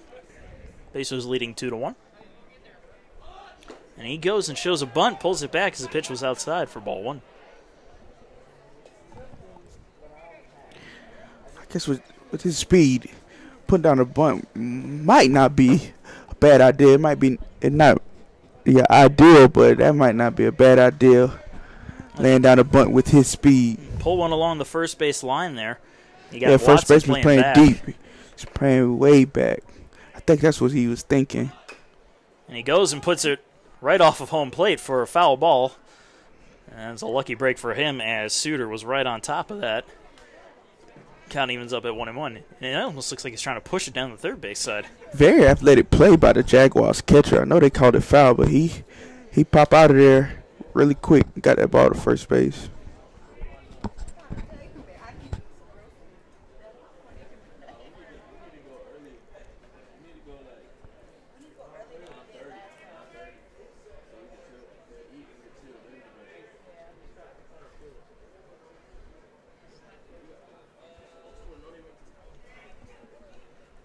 Here's the 1-1.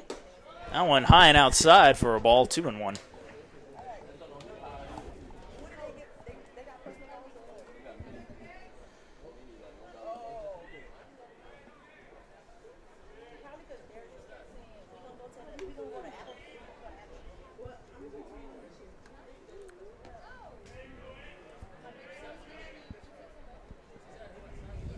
And the 2-1 pitch. Lined into center field, right, and that is going to be caught by Murphy. Outfield was playing shallow, and Murphy jumped on it for the 3rd and final out. Pacers will leave a pair stranded. We will move on to the top of the 7th. It is still 2-1 USC Aiken.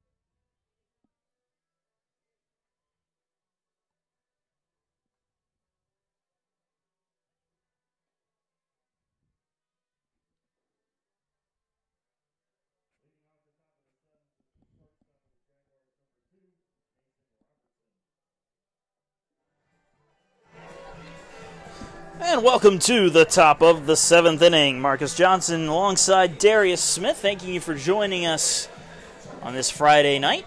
I appreciate it, Marcus. It's an excellent night for baseball. Nice and cool out there. Nice and cool up here in the press box, too. Leading things off for Augusta is Mason Robertson. Robertson is 0 for 2 today as Mitch Spence deals the first pitch of the inning. He'll be fouled off for strike one.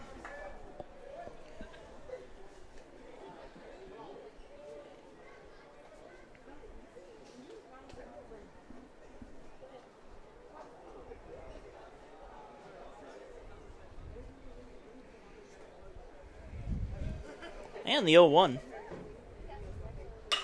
That one is lined to second where Watcher makes the catch for the first out.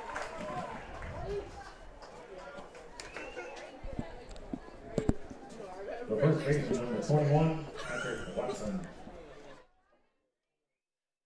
It's outside, out the door.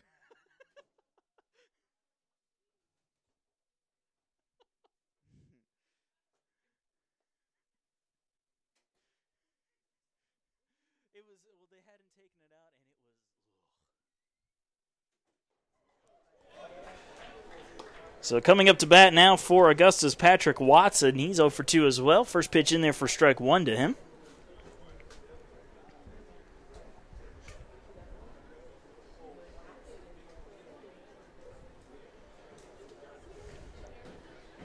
Swing and a miss. Good pitch by Spence, 0-2.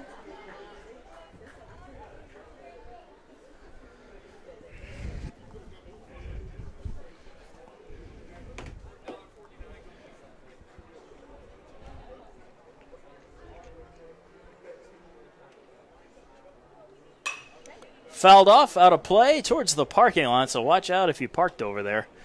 Most of the people that park over there are coaches, players, and officials.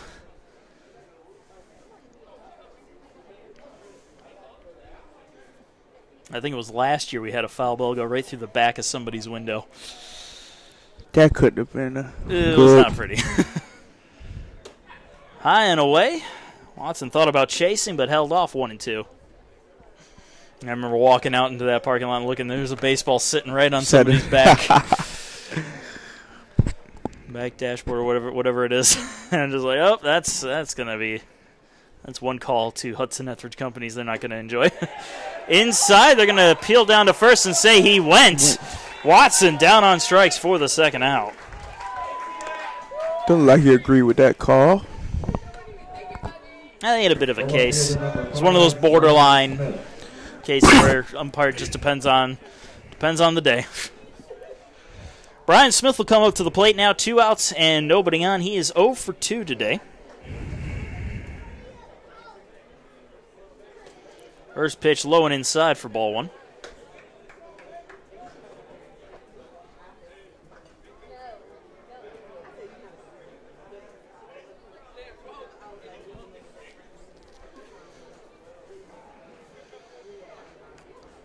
The 1-0. Chopped foul. 1-1.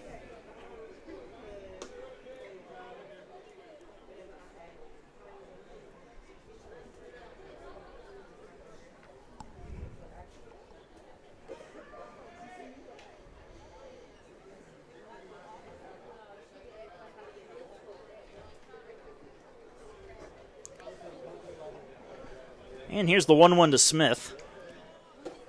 High and outside, 2-1.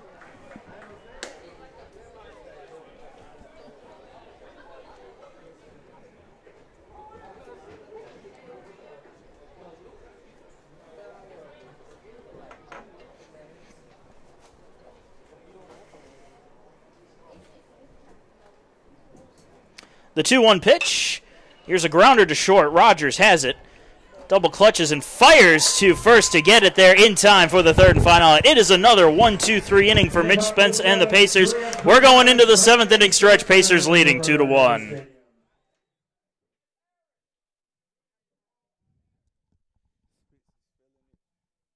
it's good. Hope he can keep it up. Because Lord knows we're going to need our bullpen for Sunday.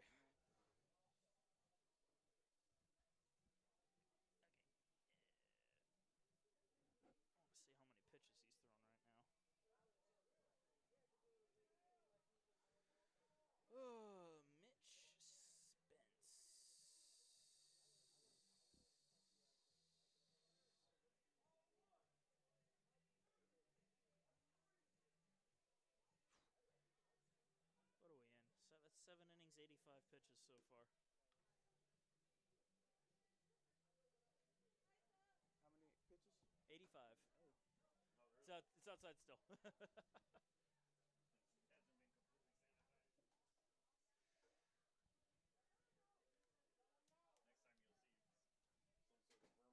Oh, jeez. Oh, Lord. Please no. I'm pretty sure I'll probably come back tomorrow. All right. Yep. We'll be here for that. Some of the other interns may want to fight for your position. Nah, they won't. Who am I kidding? They don't want to be on. They're having a tailgate tomorrow. They are? Well, they're not. Are they doing that strikeout arthritis? No, they would have started that. They're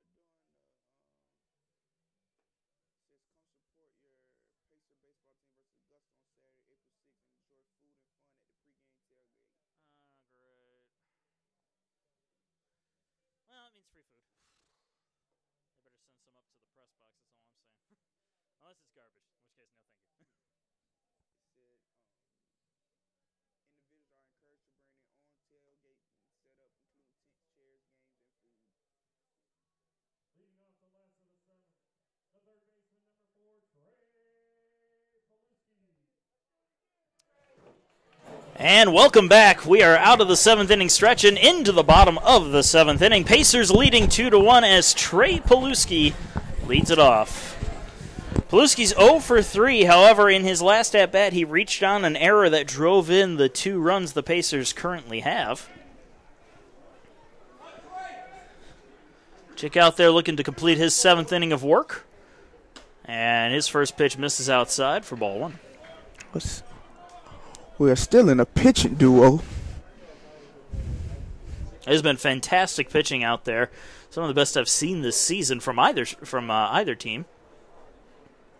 Or from any team, I should say, that has come to the ballpark here. Fouled off by Paluski to even the count at 1-1.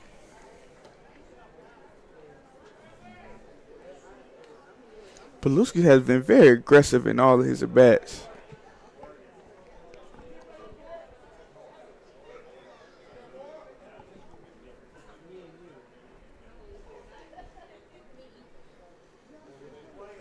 The 1-1, swing and a miss. He was not expecting that pitch. He was looking for something a little faster, and the count 1-2. Yeah, Chase has been doing pretty good on his off-speed pitches. He's been throwing Pacers batters off a little bit with it.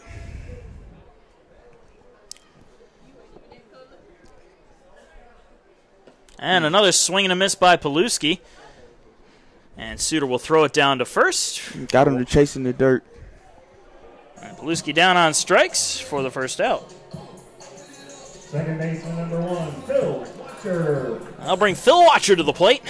Watcher's 0 for 2 with a walk.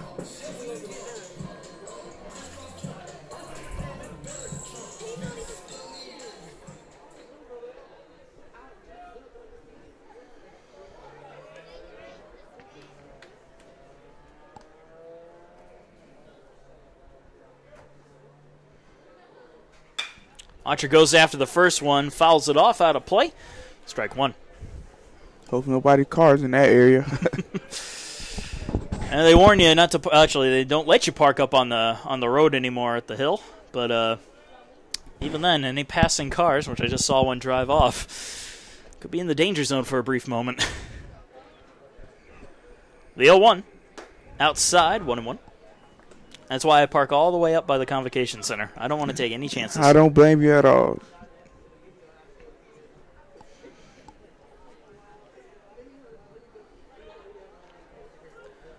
The 1-1 from Chick, lined on out into left center field. That's going to drop in for a base hit.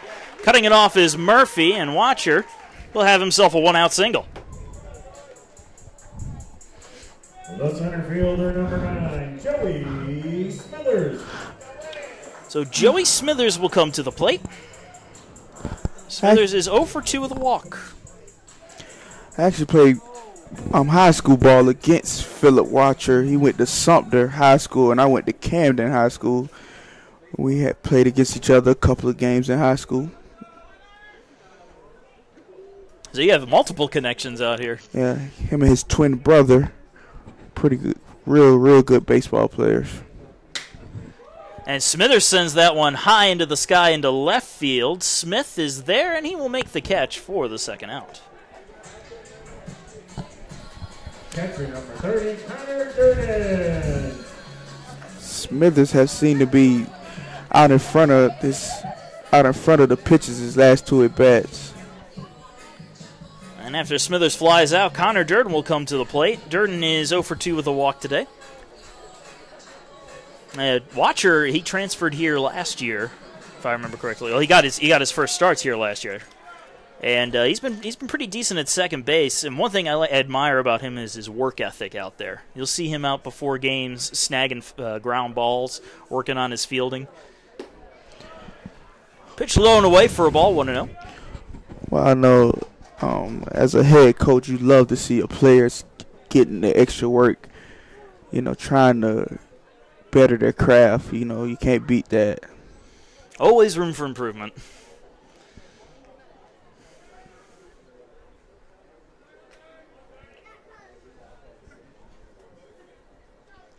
So here's the 1-0. That's low and inside for a ball, 2-0.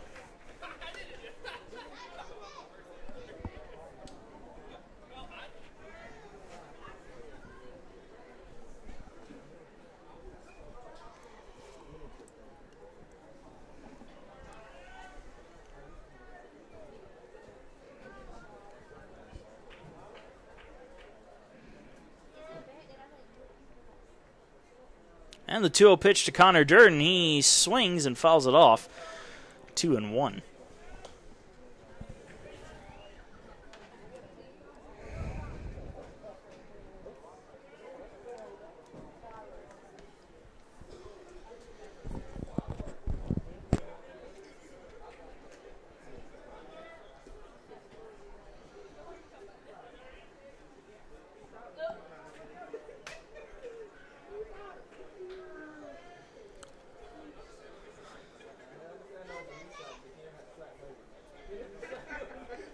Chick taking his time here. And just as he's about to throw the pitch, Durden calls time. I was waiting for that to happen. Pitcher just takes a little bit too long. Yeah, usually that's what the batter does. When the pitcher takes a little too long, they calls time. Sometimes the umpire actually doesn't give him time. I'm surprised he gave him time so late. Umpires this year have been pretty lenient on the timeout calls, letting batters and even catchers have it. Check throw to first. It's not in time. Good check right there by Chink.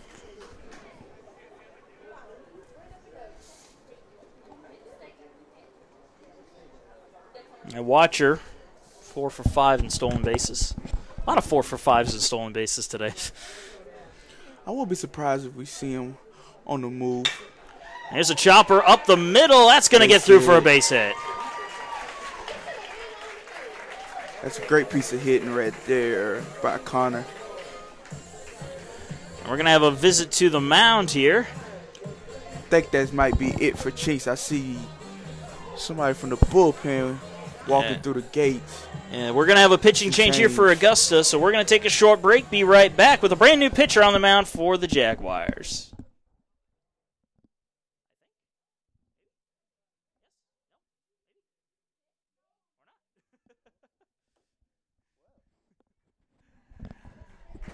And never mind, we are right back in. They're going to stick it with Chick out there. We thought it was going to be a pitcher change. They had the bullpen door open. Pitcher was coming towards it, but I think Augusta head coach has confidence in Chinks to finish out this inning and get this one last out. But I would be surprised if we see him back out there. Yeah, this might be his last inning of work. I mean, he's the last few innings he's only given up the 2 runs, which were unearned, but still he's struggled a little bit as of late.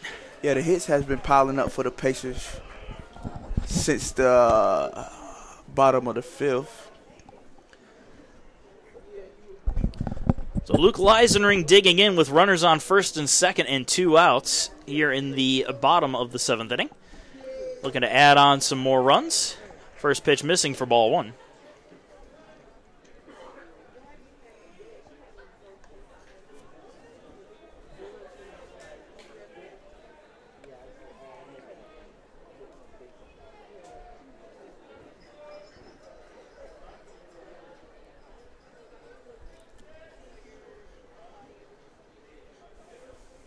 The 1-0. Inside corner for a strike. 1-1. Leisner tried to sell that pitch, but again, umpire not buying. Good pitch right there by Cheeks. One thing I can say about him again, he's hitting his spots. He's been hitting his spots all night. Well, if you think about it, I haven't seen the catchers have to go after too many pitches that have gotten behind them. So, a pretty good night for both pitcher and catchers. That pitch misses just a little bit, 2-1. Yeah, I have to definitely give credit to Augusta catcher. He hasn't let anything by him tonight.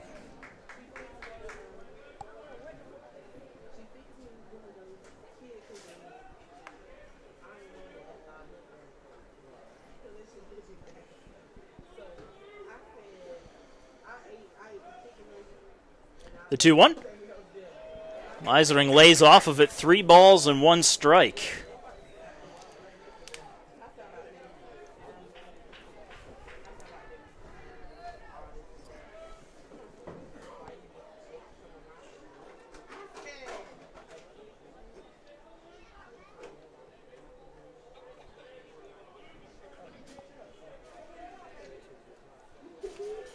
And the 3-1 pitch, swing and a miss. And the count full to Luke Leisering.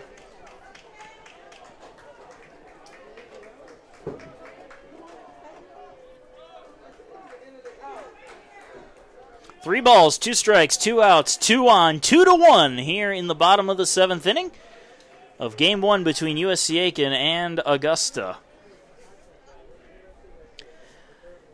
And Chick will step off the rubber to send the runners back to their bags. You really can't beat tonight. Friday night rival game, 2-1 game in this bottom of the 7. This is good baseball right here for a rival. And it's been a good game, too. It hasn't been a sloppy game at all. Some good plays out there for both sides.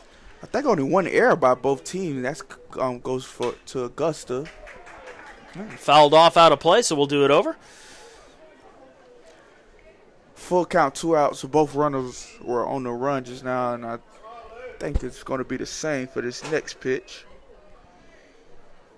And so if Leisner can get a hold of one, that will that could score both runners. On the dirt, not as fast as Chandler Rogers is over on second. Leisner grounds it to first. Wow. That one goes off a hand. Caught it.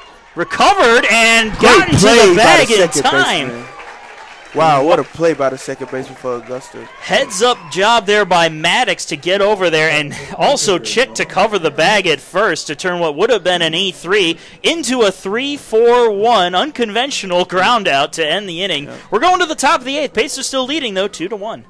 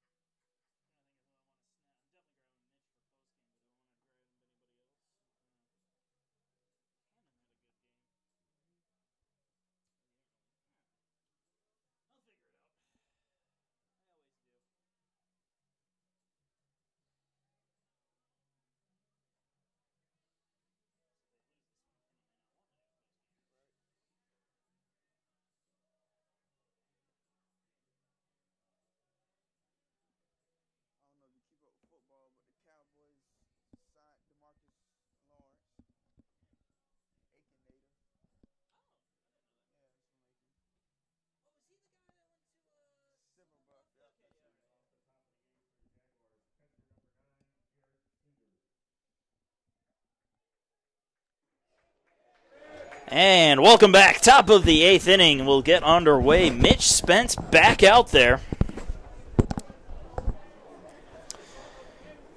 Garrett Suter up to bat, leading things off. He is 0 for 2 on the day.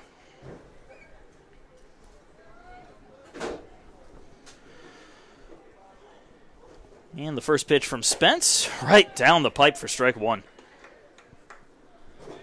Only his 86th pitch of the night.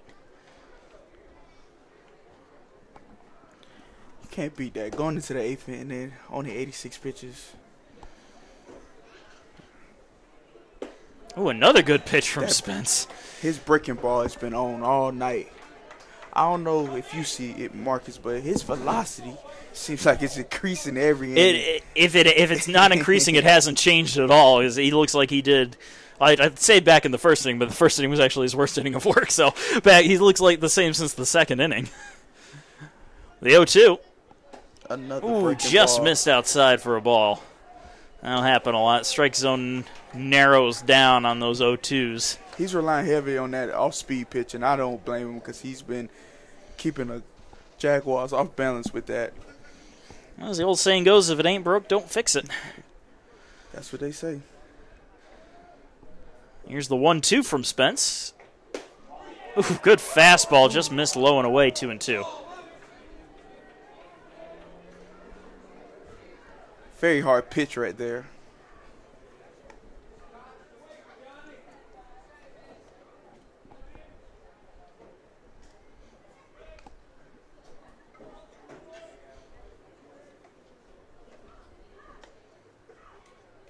Swing and a miss. Got him to chase one way out of the zone. Sweeter down on strikes for the first out. Once again, the off-speed pitches has gotten the Jaguars off balance, and this has been his go-to pitch. Ben Markevich up to bat now. He is 1 for 2 with a single today.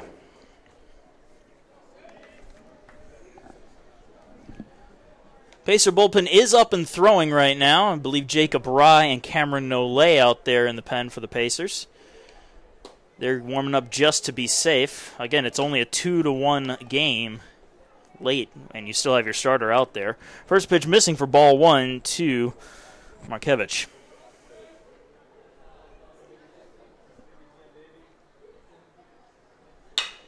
Chopper, foul.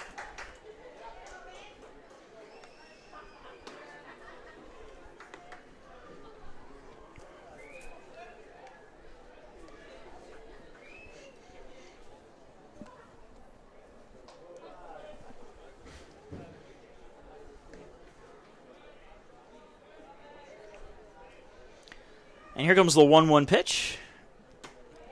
Goes back to that breaking ball and finds the corner for a strike.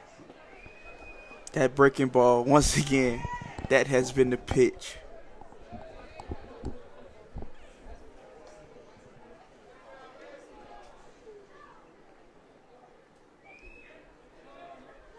And that breaking ball's got some speed behind it, too. You don't normally see that. Yeah, very fast. Has a quick break to it. And the 1-2. Tried to get him to chase low and away. They're going to appeal down to first, say he did not go. Good call. Gotta be fair. It was a good call. He held. Yeah, I definitely don't think he went there just now. 2 balls and 2 strikes to Markevich.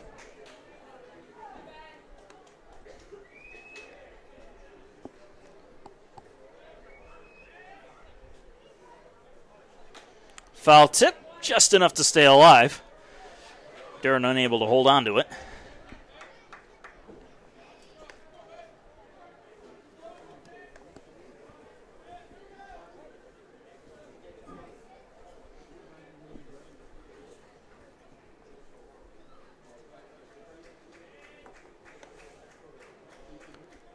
So once again, the 2-2 from Spence. Misses high for a ball, full count.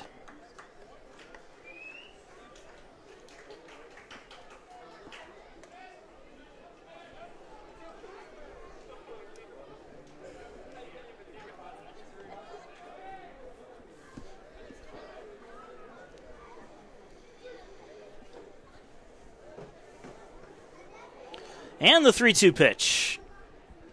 Good. Right down the middle for a call, strike Wow. 3. Markevich down looking for the second out. Once again, the breaking ball.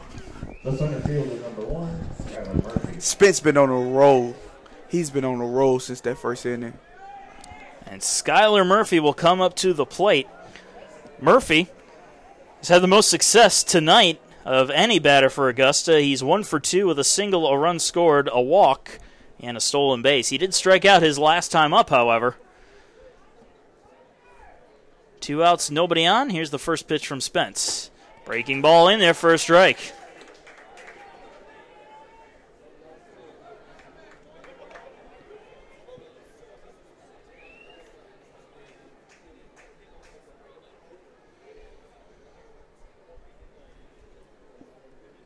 The 0-1. Hit the other way. Wow. Hooking foul and out of play. That was well hit. And fortunately for the Pacers, that hooked foul. The count 0-2 to Murphy.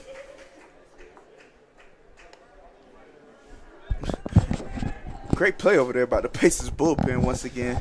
Yeah, give them a gold glove out there. Brady Yeah. O'Neill and either Jacob Wright or Cameron Nole, whoever made that catch.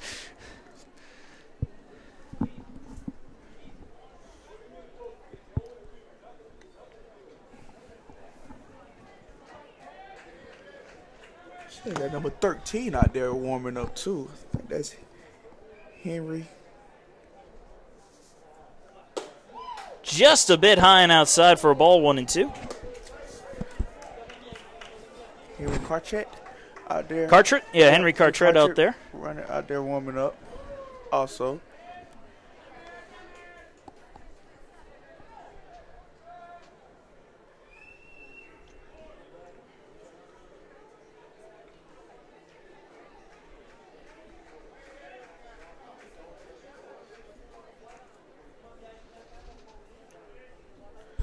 I wonder will Spence come back out in the next inning, or will head coach Kenny Thomas go to his bullpen, to his closer for the last inning? I'd say if the lead was bigger, that you would definitely see Spence come back out. At the same time, he's been pitching so well up to this point that he may want to send him out there for a batter-by-batter basis. The 2-2. Missed inside, full count. Another check swing by the Jaguars.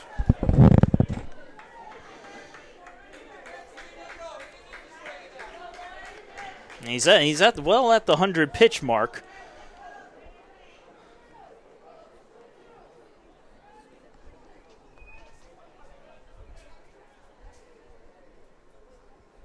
The 3-2 fouled off. Will do it over. Wow, that went straight into the Pacers dugout. That was his 98th pitch of the night, so closing in on that 100 pitch mark. Yeah, I think this might be it for Spence. I think if he gets out this inning.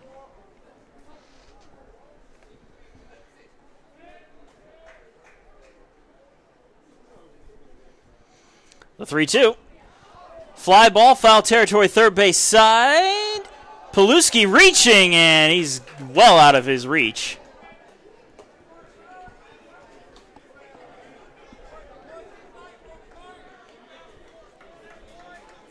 The count stays frozen at 3 balls and 2 strikes. 2 outs and nobody on here in the top of the 8th inning of a 2-1 ball game. Great game here by the Pacers and the Jaguars.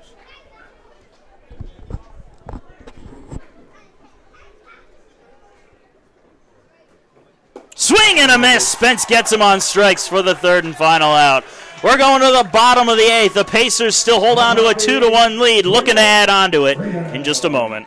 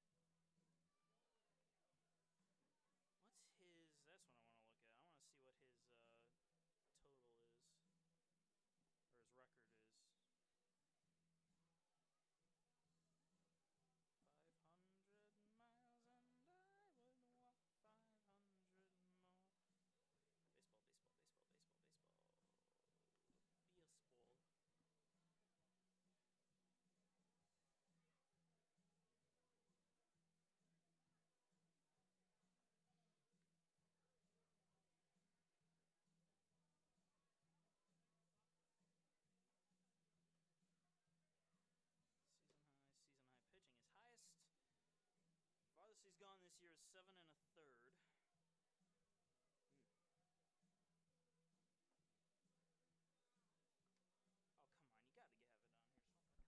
got to have it on here. Come on, Brent, you got everything. Chase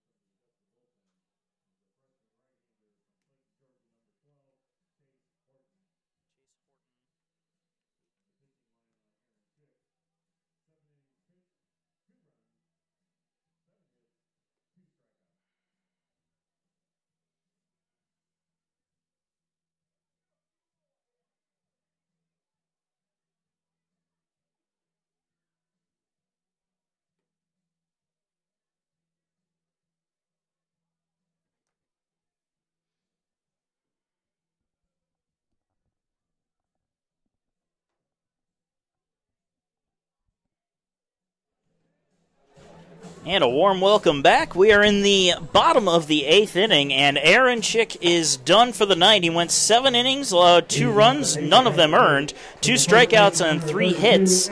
Chase Horton comes into the game in his place. Stat line on Horton, a 7.63 ERA, an 0-3 record in 2 starts, 14 appearances, 1 save on the year. 30 2/3 innings pitched, 48 hits, 29 runs, 26 of those earned, 6 walks, 20 strikeouts, and opponents batting .364 on him. In the box for the Pacers is Alex Mills to lead it off as they lead 2-1. Mills is 1 for 3 today with a single and a run scored, and he fouls off the first pitch for strike 1.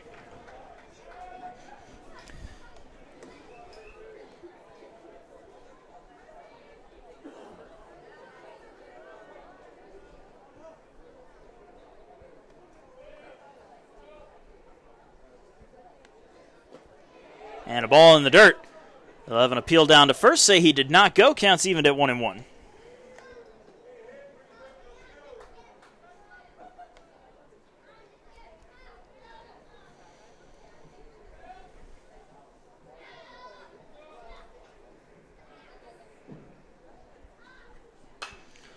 Fouled off, out of play, 1-2.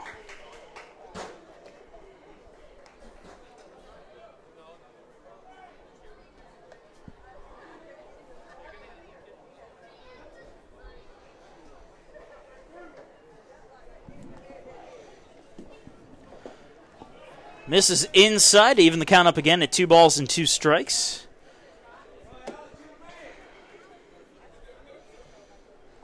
I don't see any more action in the bullpen for the Pacers. I think Mitch Spence might go out there for the top of the 9th. It might be a batter-by-batter basis, as that misses high and inside for a ball, full count to Mills. I'm pretty sure everybody out in the pen is well warmed up by now, if they're needed. That also will depend heavily on what the Pacers do in the bottom of this inning here. And that one is rocketed to deep left field. Does it stay fair? It is foul. Wow. Just hooked foul at the last second. Mills just missed a monster blast. That would have been a no-doubter if that was a fair ball. Oh, yeah, that one moved. Got out of here fast. Yeah, it just got out on the wrong side. He definitely got a lot of that one.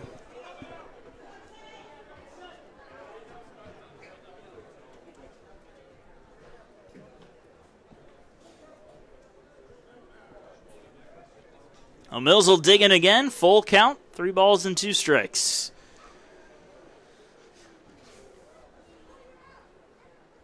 And he'll foul it off again. This time it's into the screen.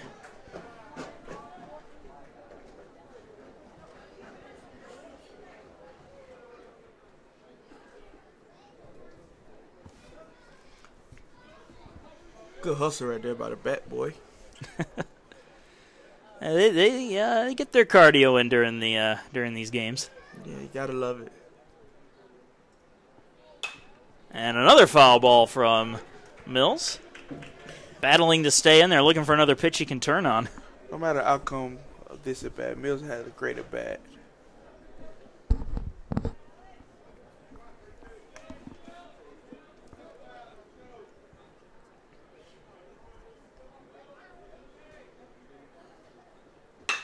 And he grounds one up the middle, and that'll Base get through hit. for a base hit.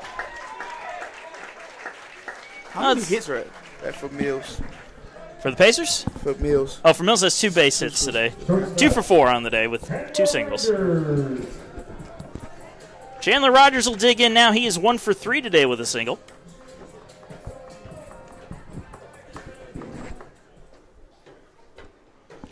Runner on first base with nobody out for the Pacers as Rogers digs in.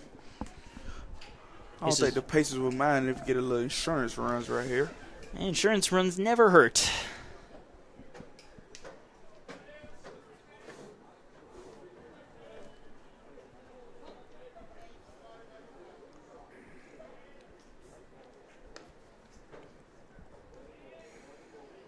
And Rogers shows a bunt. Here's a snap throw to first. It is not in time.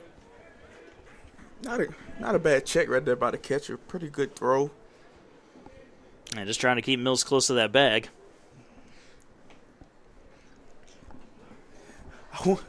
Mills would definitely get you a base. Well, he almost had a stolen base today, but it was called back on batter interference. Batter interference, yes. Another check throw to the bag.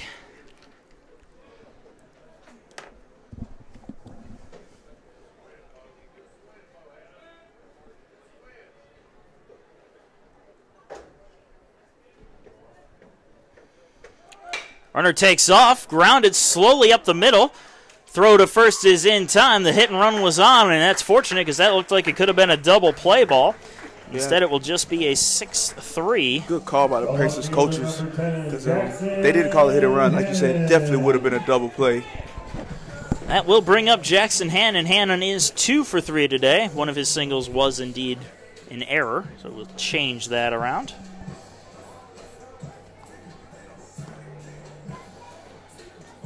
But still 2 for 3, and reaching base each time you've been up at the plate isn't too bad. He also has a run scored on the evening. Runner on second with 1 out for Hannon as he digs in.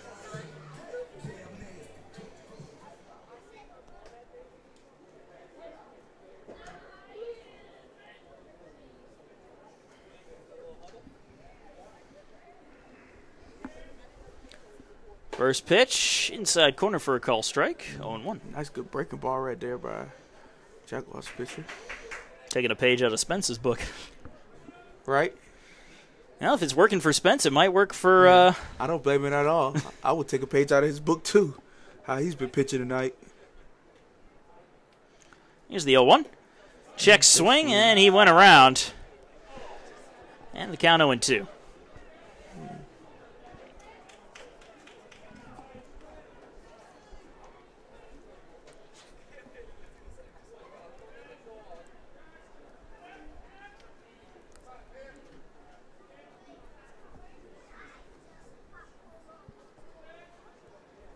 And the 0-2 pitch. Right down the middle for a call strike 3. Hannon down looking for the second out.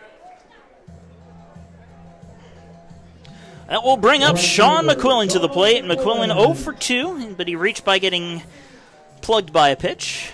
That was a real good pitch right there. I don't think the Pacers batter were ready for that. It seemed like that pitch kind of threw him off guard. I think he was thinking of something off speed, but he got a fastball. Yeah, Hannon just frozen on that last one. Runner still on second for the Pacers. Now a base hit will most likely score. I'm going to say there's a 90% chance it'll score because nothing is certain. And McQuillan fouls off the first pitch for strike 1.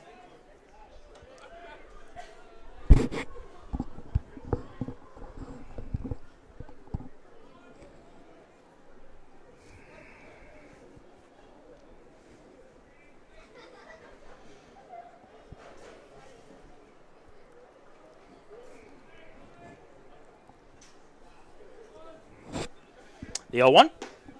Outside, 1-1.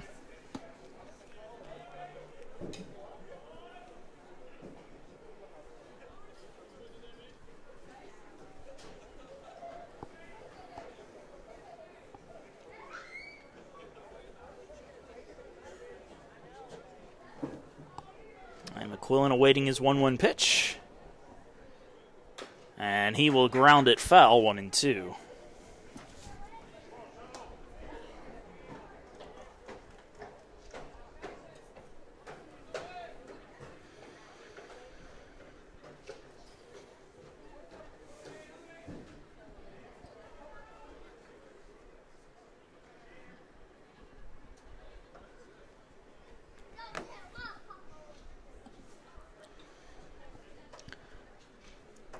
And Horton deals the 1-2.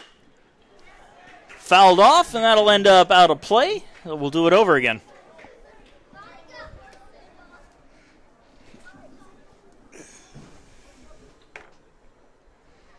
Augusta pitching has been great today. The reliever they have in right now is doing a great job also.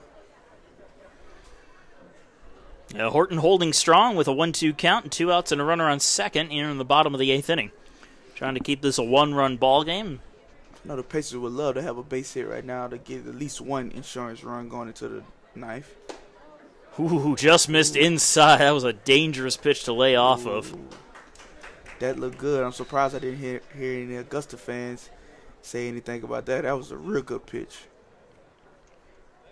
The count's evened up at 2-2 now to the Pacer right fielder.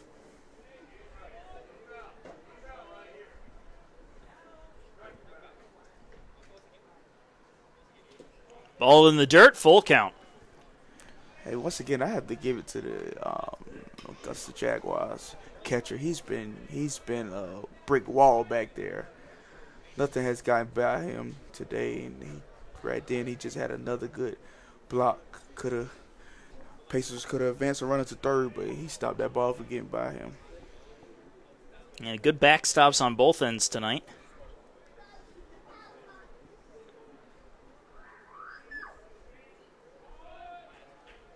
So here's the 3-2 pitch to McQuillan, and he's going to ground one. Right back to Horton, who flips it to first for the third and final out. Pacers will leave one stranded, but we move on to the top of the 9th inning. Pacers leading 2-1, trying to close it out.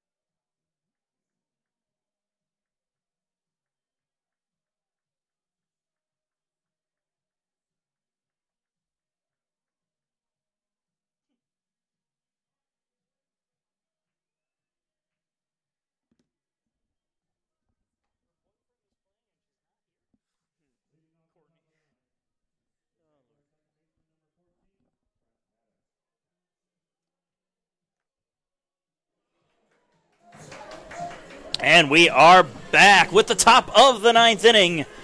Mitch Spence is back out there trying to finish this one off for the Pacers as they lead 2-1. Trent Maddox will lead it off, 1 for 3 today with a single and 2 strikeouts. Swing and a miss on a bad pitch inside. Strike 1. And we were saying what happens in the bottom of the inning could depend on, decide Spence's night, but Coach Thomas wants to send him back out there. I don't blame him at all. I definitely don't blame him at all.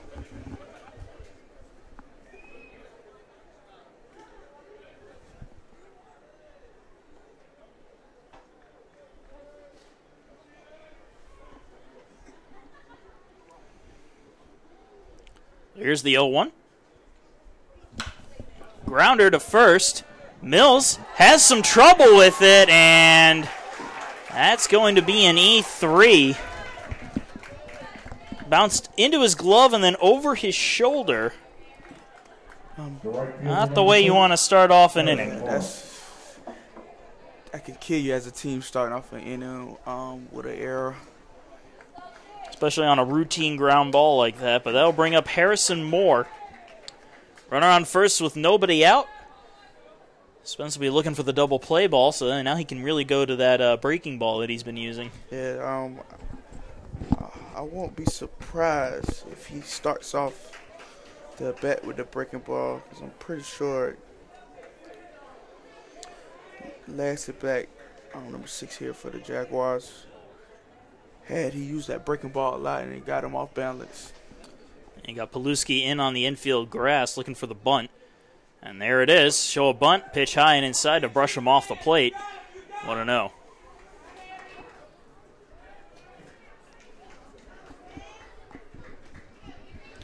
Ever since that era, it seems like Aiken has got a little bit more action in the bullpen over there. But a double play would be big right here for the Pacers. Let's show a bunt. Bunted in the air. Foul. Diving attempt by Mitch Spence. That would have been huge had he caught that. As a coach, you have to love that type of effort. You got a guy that's come out throwing 8 innings. Then he gives a diving effort to try to catch a fly ball. You can't beat that as a coach. You got to love that. He's been shaking his hand off a little bit. They're going to run out and have a look at him. Oh, he just needed something to dry off his hand. That's all it was.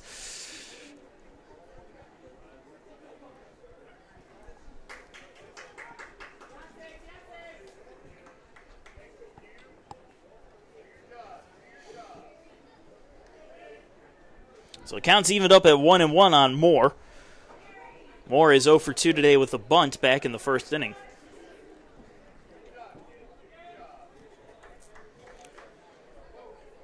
Check throw over to first base. Almost draws Alex Mills off the bag.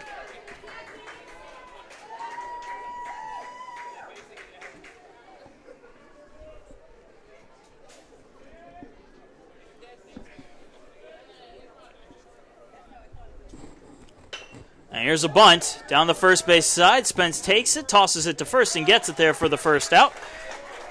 Maddox advances to second on the play. So another sacrifice bunt is successful for Harrison Moore, and that will bring up the DH, Bo Hanna. Number 34, Bo Hanna. Harrison Moore is the third batter, fourth batter. Moore was the third man, Third batter. but his second one this inning. So you gotta love that. Your 3-hole hitter is usually a kind of a power hitter, and he laid down 2 sacrifice bunts. You know, sacrificing for the team, getting a run in score position. That's a good sign. and now you have the DH to deal with Bo Hanna. 0 for 3 with 2 strikeouts, but he does have an RBI on the night. Goes after a pitch in the dirt for strike 1. That off-speed pitch is giving the Augusta Jaguars a time right now for Mitch.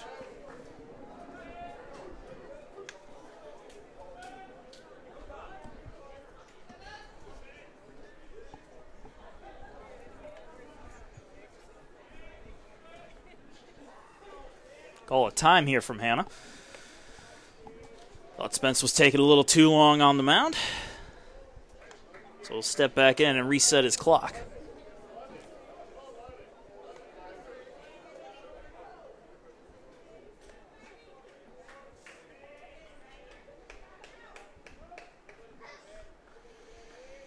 The 0-1. Swing and a miss, 0-2. Went right with a fastball. Blew it right by him.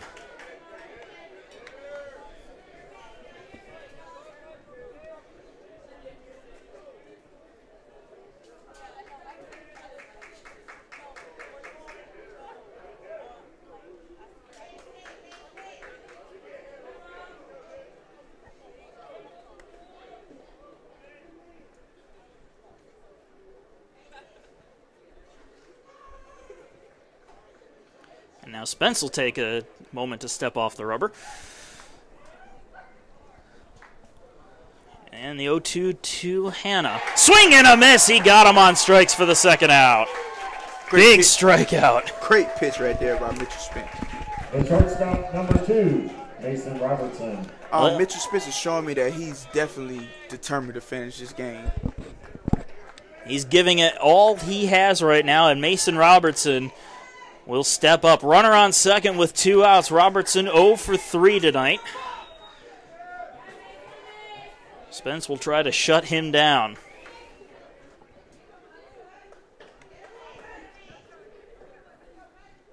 First pitch. Breaking ball in there for strike one.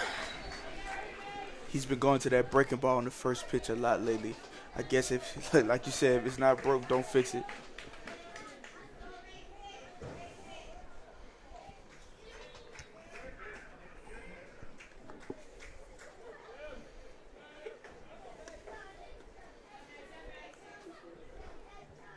And Spence just takes a step off, collects his thoughts for a moment. And seems like the runner at second is trying to get a big lead out there.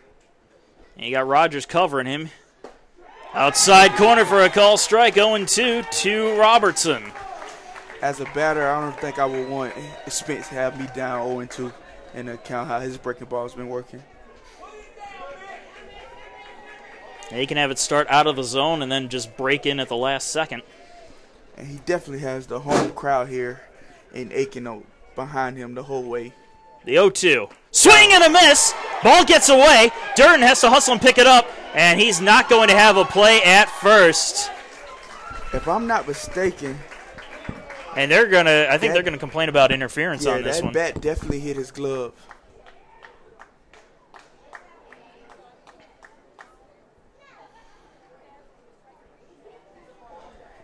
I definitely thought that bat hit his glove. Well, the umpires are going to convene, so we're going to see. As of right now, it's runners on the corners with 2 outs.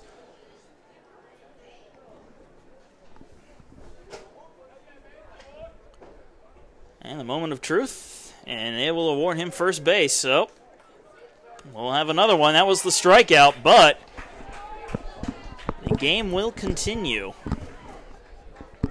First baseman number 21, Patrick Watson. That will bring up Patrick Watson, 0 for 3 today.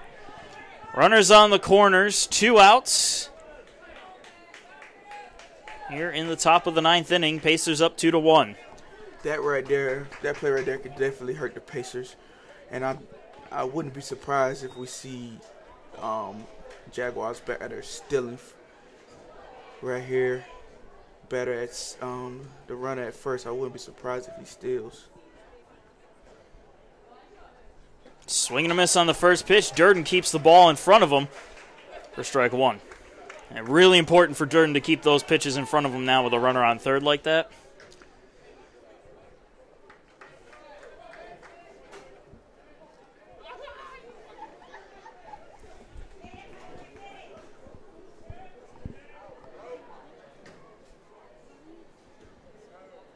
The 0-1. Little looper. Wow. Paluski's going to chase back after it and he makes the play. basket catch for the final out of the inning. Wow. That will close it out. A great play by Trey Paluski and a great outing by Mitchell Spence, his best of the year and the best of the year by far for any Pacer pitcher at this point in time. Pacers take game 1 of the series. Well, that was an exciting one. Wow, that was a great exciting. And what a play by Trey Paluski right there on the throw. Over the head catch. You can't beat it. He looked like a wide receiver out there. Using a little football skills that we were talking about earlier. But that will close out game number 1. Pacers take it by a score of 2-1. They will be back in action when they take on this same Augusta team. First pitch is at 4 o'clock tomorrow. And then game 3 will be April 7th on Sunday. First pitch for that game will be 1 p.m. But until then, I am Marcus Johnson, and for Darius Smith, thank you, and have a good one.